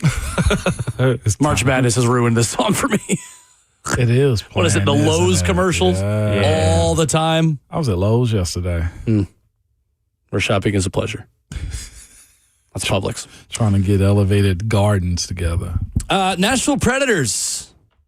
Back in the Yell column. 3 losses in a row. What the heck happened? Hawk, you were just bragging on them. What the hell? They forgot how to play defense. Do they ever know how to play defense? I don't know. See, I was Vandyman in the chat. We were kind of going back and forth about this. The thing about the Predators, their success is based on their defense to offense. Can Roman Josi, Brady Shea, the likes of them, can they generate enough offensive firepower to start from the defensive zone into the offensive zone? And they just did not. They look like they don't know how to play hockey anymore. It's kind of what it looked like. From Thursday to Saturday to Sunday, they just looked like they didn't show up. And that's exactly what happened. And when the defense doesn't show up, that puts UC Saros on a no man's land. And he's not a good enough goaltender anymore to be left alone. He never was. Well, to be totally left alone. So like nobody is to be totally left alone. My comparison for him was in a playoff series, UC Saros could win you a game, right? But Pekka Rinne could win you a series. UC Saros is not going to win you a series. He's going to keep you in the game, but you got to have enough offensive firepower to overcome that. And that's not what the Predators' game is right now. UC Saros can just keep you there. He's not going to be that, win you the 4-0 series like they did in Chicago back in 2017. That was all Pekka Rinne. That is not UC Saros. No. And so they're going to have to find a way to correct that. They got to use their depth pieces between some of the rookies, the young guys, to the veterans with Forsberg and stuff. They got to keep that train rolling, and they got to play good enough defense so UC Saros doesn't have to be the game changer.